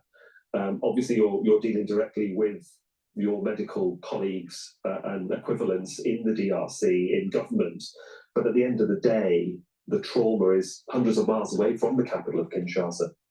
Indeed. Conflict makes everything more difficult when you're dealing with public health. The advice indeed is to say, come to the health center, get treatment, protect yourself. Now, if you're a displaced person, you're in the middle of a conflict, you can't get to the health center, you can't protect yourself. And as David mentioned, you don't have food, you don't have water, you don't have the safe conditions. So at the same time as we take all the actions, which we are taking to prevent the spread, there needs to be much more effort to resolve the conflict and support the population. Otherwise, you will just continue to have problem on problem, as David said, crisis on a crisis. And David, can I come back to you, Ingo? But can you just tell us a little bit about those living conditions and the situations that those that have been displaced, not just once, but maybe twice or thrice, are actually facing? Because this all adds to the trauma of not being able to have clean health facilities, clean water, clean food, and accessibility to medical care. Yeah, these camps, they really sprung up overnight. They were unplanned. So people would literally find themselves on the side of a road at different points in or on the periphery of Goma. And poof, all of a sudden it would be 10,000, 15,000. The other day was at a camp for 22,000 households, over 100,000 people. There was garbage everywhere. There's no strong sanitation system. We in World Vision, we provide, again, emergency food and cash and some hygiene support, but we're overstretched. This is so big. There's hundreds of thousands of displaced people just around Goma. So for this to make itself known, for Mpox to enter into these camps, we're overstretched as it is. We're underfunded as it is. So to be able to find the resources necessary is incredibly difficult, which is why we're asking the international community to step in immediately, because we need more support in these camps. David, I'm just going to hold our little conversation here for a moment to give our viewers a little bit of context, and then I'll be coming to Mukesh shortly. Before we do that, please go to my store, the-studio-reykjavik.com, and get the vitamin D3. Very important to get cells to go into apoptosis. Like I said, certain types of pathogens will shut down the apoptotic pathway by shutting down the innate immune system. Well, D3 stops that. This D3 will help to get the cells that are infected to go into apoptosis. D3 helps with absorbing calcium. That's good for your bones, right? But it's also a gene expression cofactor. So you get proper gene expression for your cells, especially if they need to go into apoptosis. This is why taking D3 helps with your health and your immune system. So please go to my store and get the vitamin D3. You should be taking this every day. Higher doses can also improve osteoarthritis or some sort of sports injury for joints. Now you have to take them in higher doses, and you got to be careful. You have to do light resistance training on the injured joint, very light resistance training every day. And you would have to be taking higher doses. Let me explain what I did. I used to have osteoarthritis because I used to do triathlons and I used to run marathons and stuff when I was in my 20s and 30s. So what I did was I heard a podcast by Dr. Group, and that there was athletes that had osteoarthritis were finding relief of their osteoarthritis by taking high doses of D3 and doing a protocol. The protocol is this. You have to drink milk, all right? You're getting calcium in your body, right? So you're drinking milk and you're taking D3 and you're taking K2, okay? Take K2. I'll talk about K2 in a minute, but you take K2, which is also on my store. I have vitamin K2 now. It's a new product on my store. But you take the D3 and you take the K2, you do light resistance training, and you're drinking milk once or twice a day, like an 8-ounce class, all right? Now, what I did, because of my BMI, I took 20,000 units, all right? So like today, I take 10,000 units of D3, all right? I take 5,000 in the morning and 5,000 in the evening, right? That's my daily dose, right? So I doubled my level when I was trying to treat the osteoarthritis. And I did that from anywhere from 20,000 units to 25,000 units over a 7-month period. All right, very light resistance training on the joint, because what you're doing is it takes a long time, but you're slowly remodeling the joint, the tendons, the ligaments, and you're building up muscle structure, and you're improving the bone, right? And the bone is remodeling. It takes a long time. So for me, and I had it in my elbow, in my hands, in my shoulder, in my knees, all right, a little bit in my hip. But what happens is that the arthritis pain increases the first 2 months. Then all of a sudden, the pain starts to drop. It gets better and better and better. For me, it took 7 months to remodel my bones and my joints in such a way where I had no pain and no problem. Now, you have to be careful when you take higher doses of D3, it can be toxic at higher doses. So the moment you start getting brain fog, you go back to a normal level. My normal level, because of my BMI, is 10,000.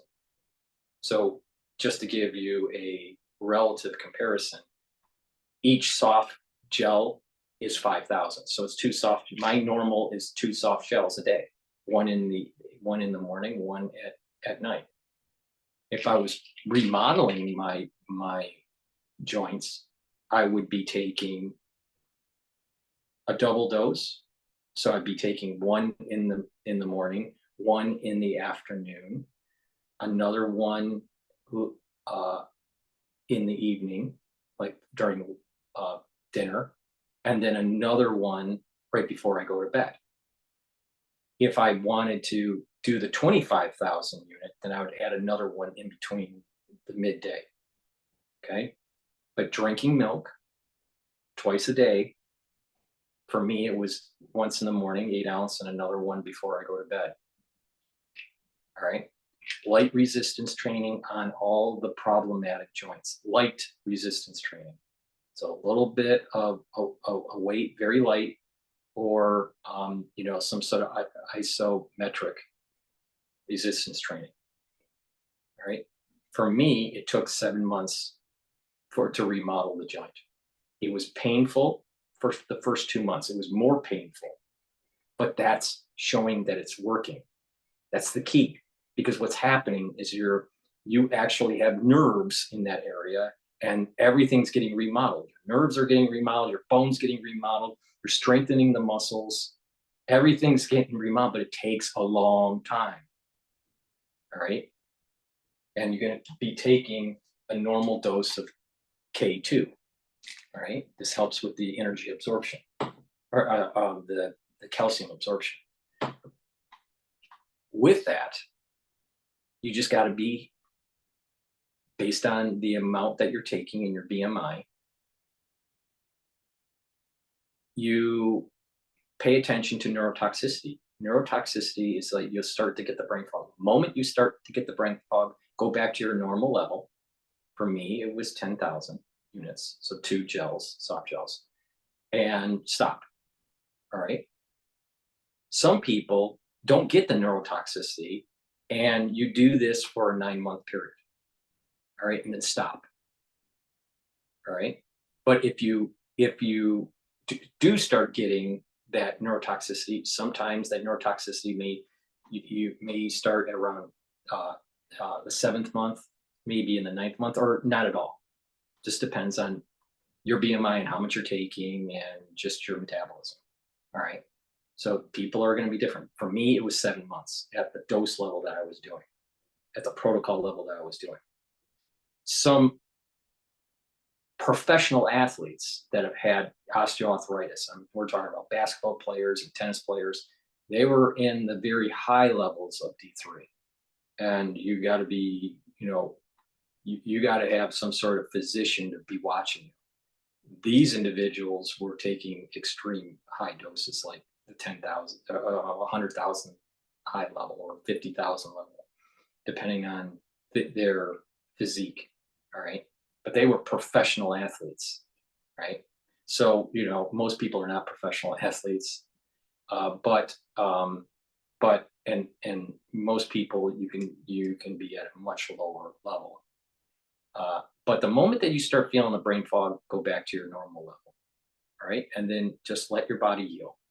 Now, for me, I only had to do it 1 cycle. Some people, they have to do 2 cycles, where it wasn't fully remodeled by the time they get the neurotoxicity, and just wait it out several, maybe 4 or 5 months, and then redo it again. And then that second go around, most likely it'll be fully remodeled. I was lucky and I was able to do it in 1 cycle. That's how you reduce osteoarthritis. All right. D3 at higher doses, just pay attention to neurotoxicity. If you start getting the neurotoxicity, you just back it off and you'll be fine. All right. And you take the K2,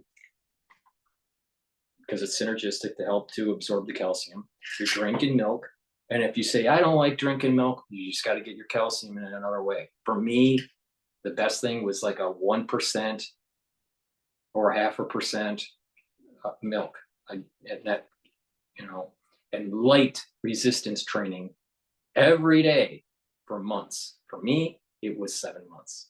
For some of the other people that maybe had more severe injuries, osteoarthritis, or joint pain because of professional athlete, it may take 9 months at higher doses. And in some cases, you may actually have to do 2 cycles of this, but don't do it back to back. Let your body, you recover from it, and then restart a new cycle of the protocol maybe 5 months later, if you need to. I didn't. Most people don't, but it just depends on your situation. But it's reversible. That's the key, right? And the earlier you do this, the better. So you don't have chronic inflammation. And like I said, if you have chronic pain and chronic inflammation, you're going to have a lower immune system. So everything I'm saying is I'm trying to show you and how to improve your body and slow down the aging process and have the longevity. This is a perfect example of taking the science and the experience of people like myself in the longevity movement and how to improve your body and move your life expectancy much farther out. I just gave you one. Another one that would improve your health is reducing plaque in your body. All right, how do you do that? You use D3. All right, you take D3. You also take the K2. This is MK7. All right, that's an important feature here. It's K2 MK7. So this also helps with bone health, but it also will help with cardiovascular health. Let me show you how. So the MK2, the K2 MK7, okay? The K2 MK7, which is what I have in my hand right here. You can get it on my store, low-studio-reykjavik.com. You take it every day. You take the D3, just normal dose. For me, it's 10,000 units, which is 2 soft gels, 1 in the morning and 1 at night, based on my BMI. All right.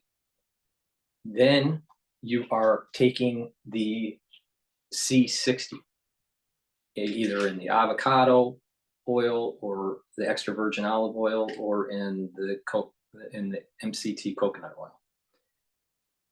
What that does is that it's soaking up those free radicals and reducing the chances of oxidized LDL. Then you take nattokinase. Nattokinase will help to bring down the LDL levels. All right. It'll also break up clots, which is important. All right. So you're taking the omega-3, which is also bringing down the LDL levels and raising up your HDL levels, which is good for your cardiovascular. So you're reducing the LDL, you're reducing the oxidized LDL because you're soaking up free radicals, right? And the ashwagandha and the turmeric. The ashwagandha controls blood glucose levels and brings down inflammation. So that's important for your cardiovascular system because you're preventing inflammation in the intima of your vascular system. If you have inflammation in the intima of your vascular system, you're going to get a crack and then you're going to have plaque buildup. Your macrophages get in there and starts building up plaque because there's LDL in your bloodstream that gets into the crack of the intima, and then it starts building up foam cells. But if you reduce your LDL, reduce the inflammation, you don't have that lesion, small lesion or small crack in the intima of your vascular system, so you're reducing the chances of building up plaque. All right, and the turmeric is also bringing down that pro-inflammatory response. What they have found, all right, is that you can not only reduce additional plaque buildup, but by doing this kind of protocol, C60, K2, MK7, D3, turmeric, ashwagandha, nattokinase, and the omega-3, you're bringing down already built up plaque. You're reducing additional plaque and you're bringing down slowly the plaque that has accumulated.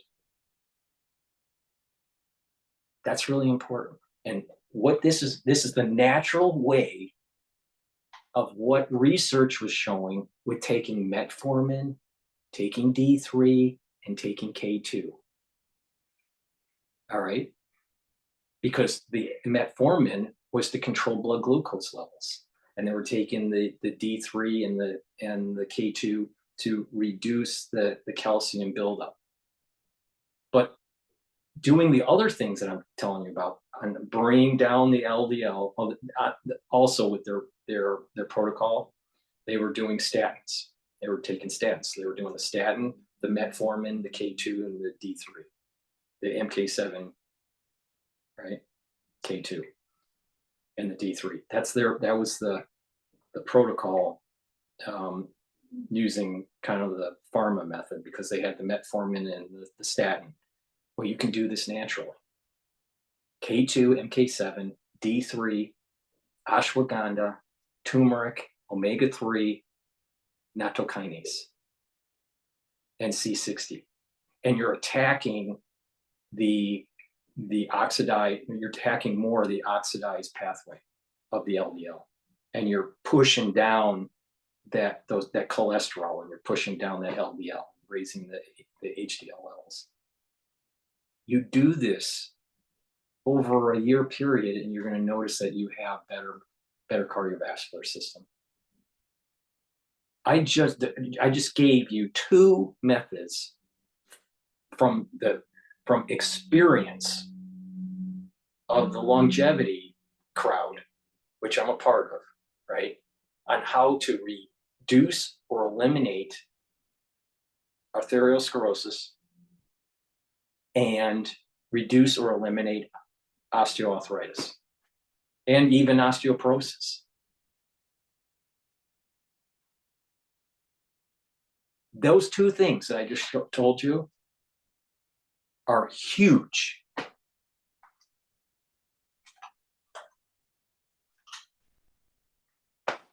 How many people are telling you how to improve your health? So please go to my store and get the D3. It helps to get cells to go into apoptosis when they need to. It's a gene expression cofactor for proper cellular health and metabolism and processes. And it helps to absorb calcium, but it also helps with osteoporosis. It helps if you follow a certain type of protocol to reduce osteoarthritis. And if you follow a certain protocol, it will also help with cardiovascular health.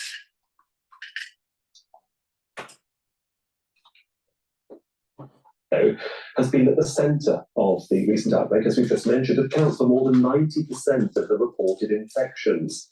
Burundi, Kenya, Rwanda, and Uganda have reported their first Mpox infections in the past month. Now, those cases have also been identified in Nigeria, Cameroon, Central African Republic, South Africa, Ivory Coast, Liberia, and Ghana. It's also sparked concerns about spreading to other countries around the world. And as we just mentioned, Sweden has recorded its first case, and Pakistan too has increased screening of passengers at its airports after a traveller tested positive for Mpox. So we've given our viewers at home, and Dr. the Philippines, because the Philippines case came after this recording. So there's 3 other countries. Of how far and wide this is going. Porous borders across the conflict zone of Uganda, DRC, Burundi doesn't really help matters. And now we're seeing Sweden and Pakistan in that whole mix.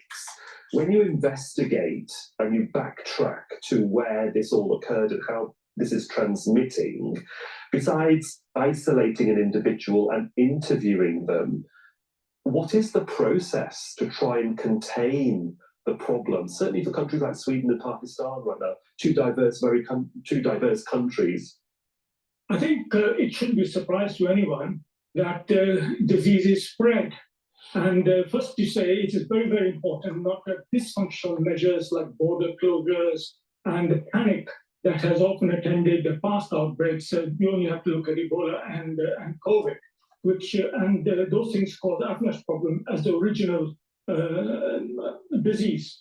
Now, what can be done about it? I think if an outbreak is detected in a location, wherever that might be, whether it's Sweden or Pakistan or in some African country, it is about isolating the person. It is about isolating their contacts. It's about, if you have access to vaccines, but vaccinating those contacts and then keeping an eye on the immediate neighborhood so that local outbreaks can be controlled. This is where vaccination does come in, and why the availability of vaccines, not for general deployment, but for outbreak control, is extremely important because the vaccines are quite effective. Having said all of that, none of this is possible, as Margaret has already said, if in the middle of a crisis you don't have access.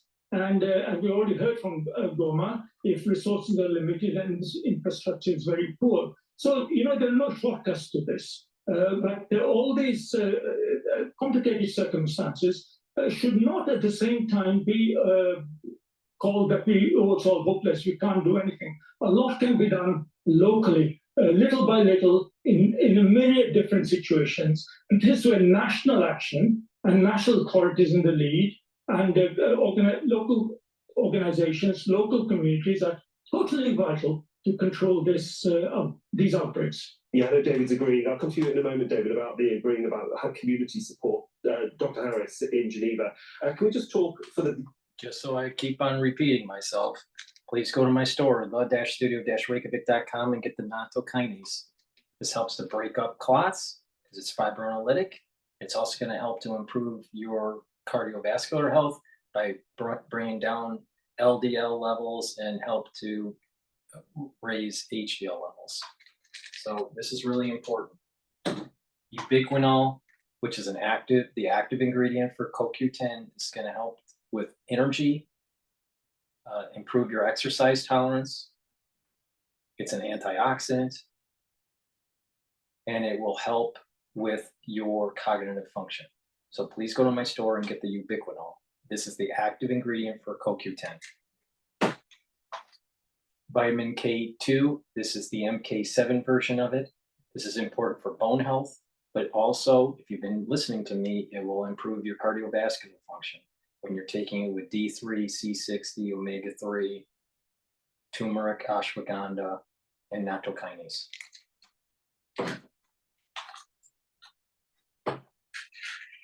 As well, what vaccines are available and are, you might say, eligible to get into the DRC, and what is being, you might say, researched or not quite verified yet, given the WHO tick of approval before they can be distributed? How quickly can we get these vaccines there, and can we get them in the volumes that Central Africa needs? So there are two main vaccines. These vaccines were actually developed against smallpox, and Mpox is a member of the same family, and they've been proven efficacious against Mpox. So that's why we have these vaccines, and that's why they've been in some countries, because they've actually built up smallpox stockpiles. For one of them, they both got terrible names, I'm sorry. One is called MVA, and there are currently 0.5 million doses available in stock.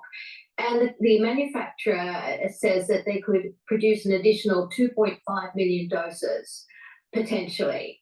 So by 2025, we hope there will be an additional 10 million doses produced.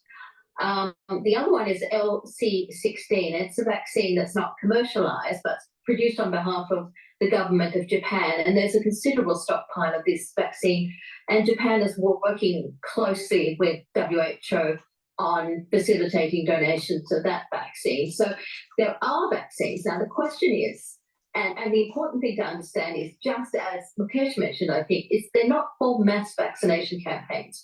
They need to be used in a very targeted way. And they're best if they're used for prevention of people at very high prevention of infection, people at very high risk, or those who've just been in contact with a known case, if you can vaccinate them very early. So again, as we said, this depends on getting the vaccines to the right people, knowing exactly where the virus is, being able to track it, and doing the best quality public health. So let's go back to David there in Goa. You were nodding in agreement about the communication, David, because even with COVID, people in Africa, because of bad faith, because of being suspicious, cultural differences, always very worried about vaccines and not always happy that these were in the system. And as Mukesh mentioned, be careful over inoculation weakens the immune system. Be careful. Getting the word out is very important. And how are people reacting to the potential possibility of taking a vaccine? You know, they can be suspicious, they can be worried, be it myth, gossip, or superstition. What's the general consensus from what you're hearing? There have been some gains made due to the fact that in recent times there's been COVID, but locally as well, there was also the Ebola epidemic. So there's a better understanding of vaccines, but when we talk about that local communication component, That's very important. We talk this is an international concern, but so many of the solutions will happen nationally or locally. Hygiene promotion, for example, early detection and surveillance. This is where we need more support, because if you're able to, detect early these cases or identify certain weak spots, do stronger hygiene promotion, set up necessary sanitation services, you're going to address so many issues that could lead to greater Mpox numbers in these camps. So it's again working in partnership with these communities to really focus on those most vulnerable, as we've noted here. And in many cases, it's children who are bearing the brunt of Mpox cases and even fatalities, pardon me. So for us, it's really about continuing kind of hygiene promotion, community dialogue and discussion to ensure that there's buy-in, there's support at local level, because that's where so much of this is going to take place. Dr. Mukesh in Geneva, it's all very well, isn't it, to try and get the communication sorted. But again, to get the vaccines there requires money, it requires a budget. Lots of problems that are going to be arising, especially in the Congo and in Africa in general.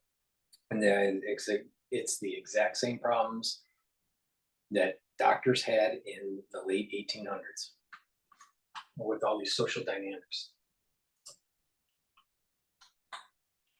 Goodwill. There is an organisation, part of which the WHO is a member, called Gavi. For our viewers, it's about the rich north, isn't it, or the richer developed countries helping the poorer south or the poorer countries in the world when it comes to the need for vaccines. We saw this during the COVID pandemic. It's a system that works if it works properly. Yes, but before I come to that, let me just make a point to the communication point.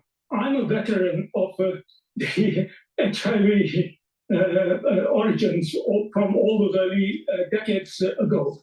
And I remember the earliest struggles against HIV, and the biggest issue, apart from trying to get the word out, was the issue of stigma. And the stigma undermined control efforts for a very, very long time in HIV.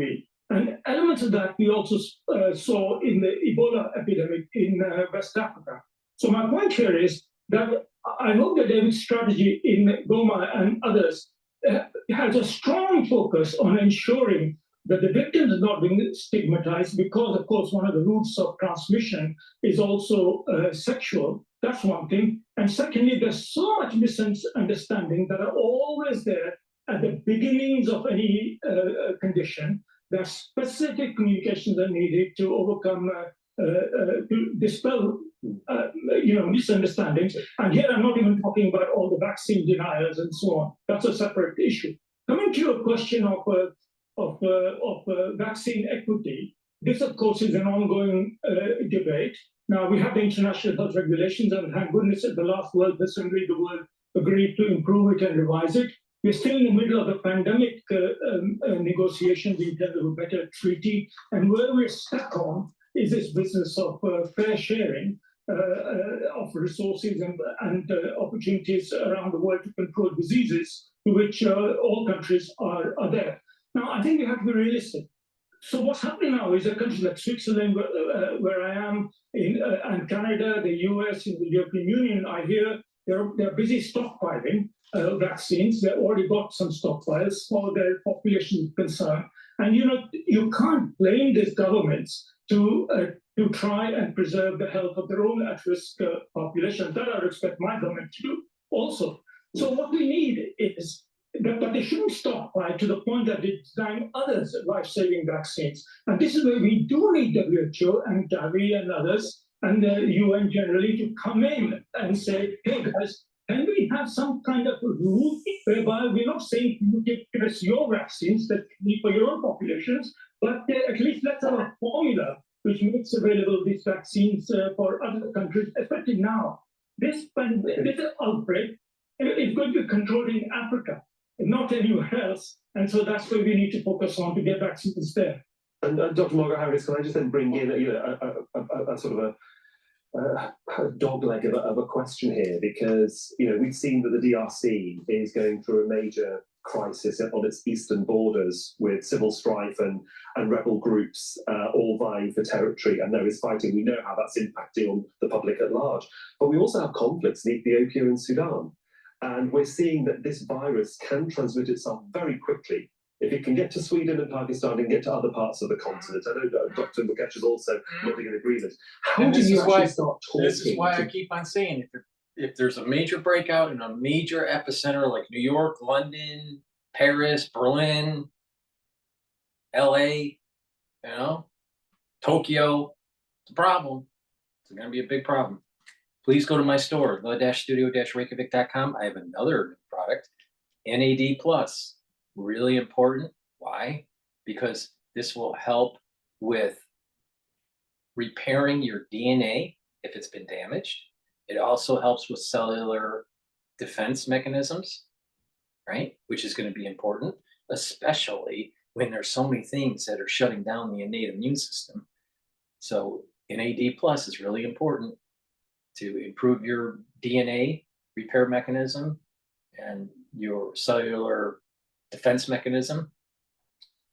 It also helps with the circadian rhythm, so it helps with sleep. That's really important. I mentioned that with my good night formula.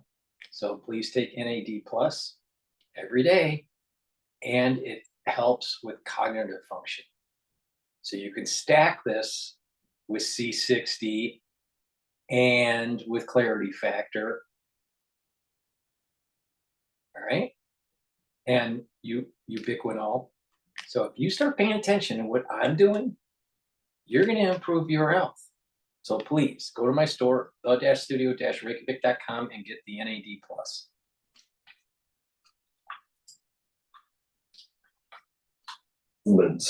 And to interested stakeholders when there is conflict in the region? Well, this is really the biggest difficulty I think we as the world face right now. I mean, we're looking at conflict around the world that is causing massive threats to human health, because the health systems that have taken decades to build up are just being destroyed. And indeed, as you say, if a virus gets into a country that's got no surveillance and has got no health system, first of all, you don't know it's there because you haven't got the surveillance. Second of all, if you even suspect it's there, you can't offer the treatment because people can't even leave their homes and come to a healthcare centre with any safety. And with the conflicts going on around the world, we are asking for trouble. We can be brilliant at public health, we can be brilliant at developing vaccines, and yet all of that is destroyed by conflict. And well, Dr. Mpox, can I just come to you? I mean, it might be destroyed by conflict, but is there now a time or a discussion, and again, going into another direction, where you might say a global health card is required by people who travel, that would be universally accepted by all governments? I know that this gets into the whole realm of the Biopatriot Act, where there's going to be digital currency, the lack of freedom of movement, there's going to be vaccine passports, there's going to be social scoring. Major problem. It's going to be Big Brother on steroids. And if you vote in Kamala, then it's going to be Big Brother on steroids with Little Sister. Big problem. Always problematic in lots of countries, but to give the basic information of what vaccines you have and what blood type you are, is that a conversation that can ever be had with senior civil servants? Forget the power brokers. It's always the civil servants that develop and push policy. I think this is extremely important. I remember being in Lebanon and seeing the Syrian refugees coming across, and so many of them were the children, Syrian refugees, they were hyper-vaccinated. They were getting the polio vaccines and the other measles vaccines over and over again because they didn't have proper records, and the doctors are trained not to believe anyone else, and they do things in a precautionary manner. Now, I think, Solution is do a titer test to see if they have the antibodies. Instead of hyper inoculating. No, we can't do that because Big Pharma makes so much money. This just aggravates me. I tell you, it aggravates me so much.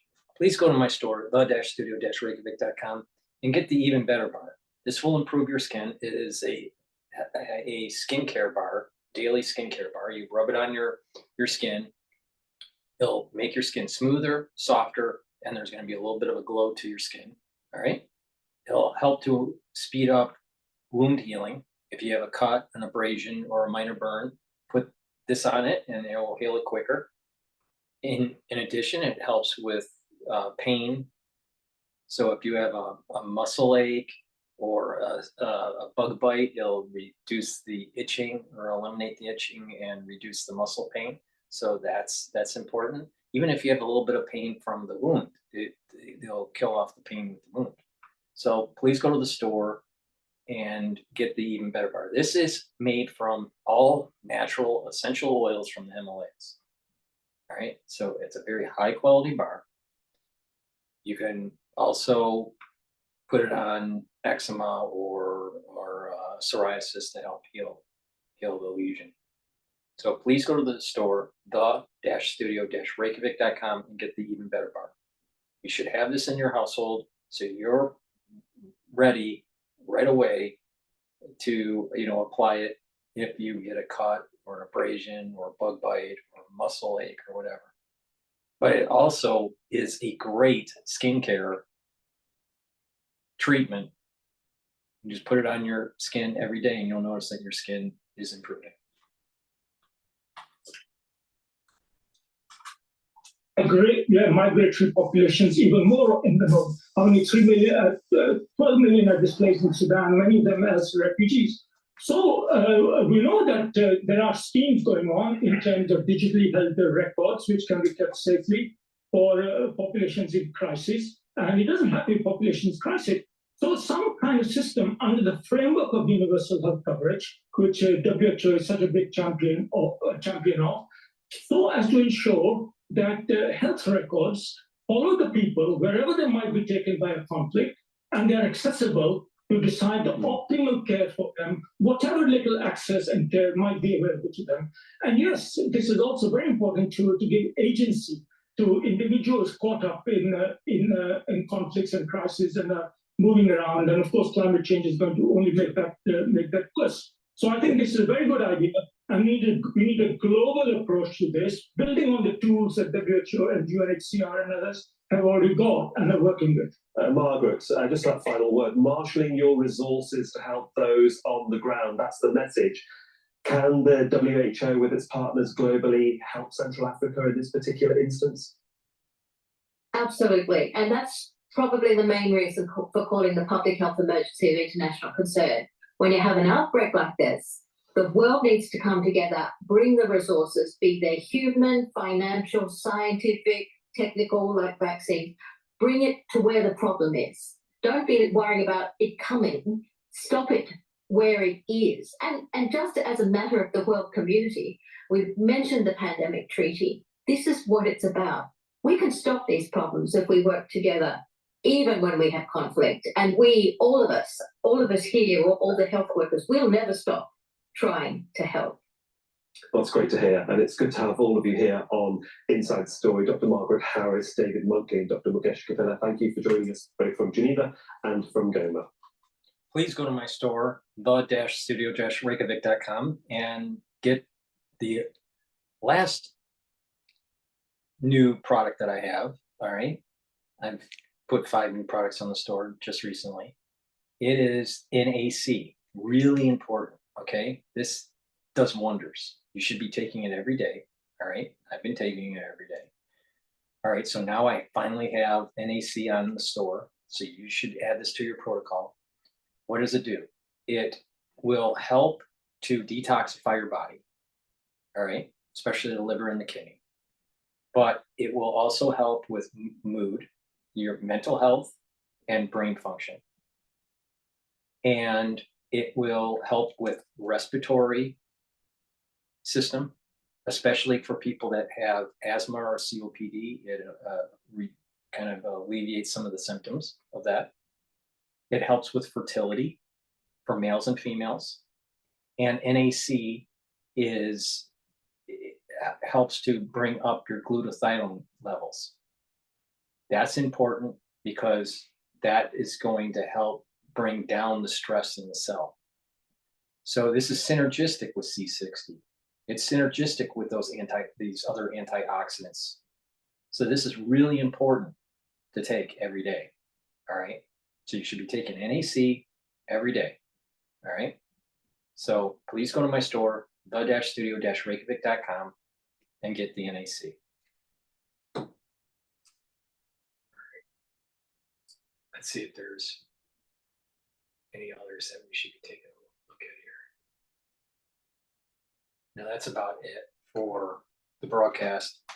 Please go to my store, the-studio-reykjavik.com, and get the high quality deodorants that I have. I've partnered up with Rainbow Herbals, and we've developed these deodorants. They're made from essential oils from the Himalayas. They have no aluminum, no baking soda. It's all natural ingredients.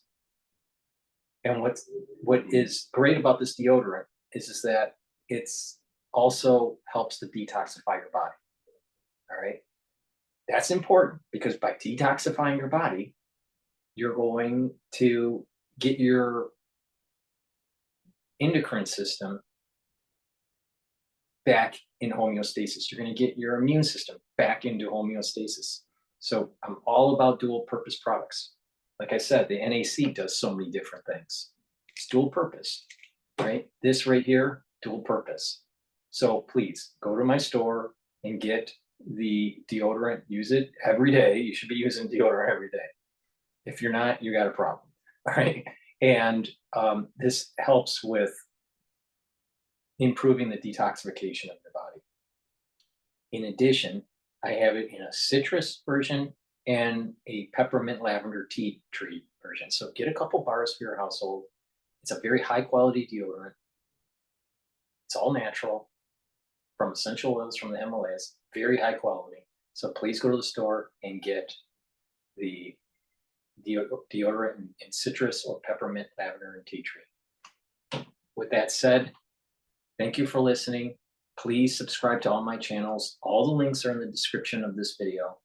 Go to my store, the-studio-reykjavik.com. The link is in the description of this video.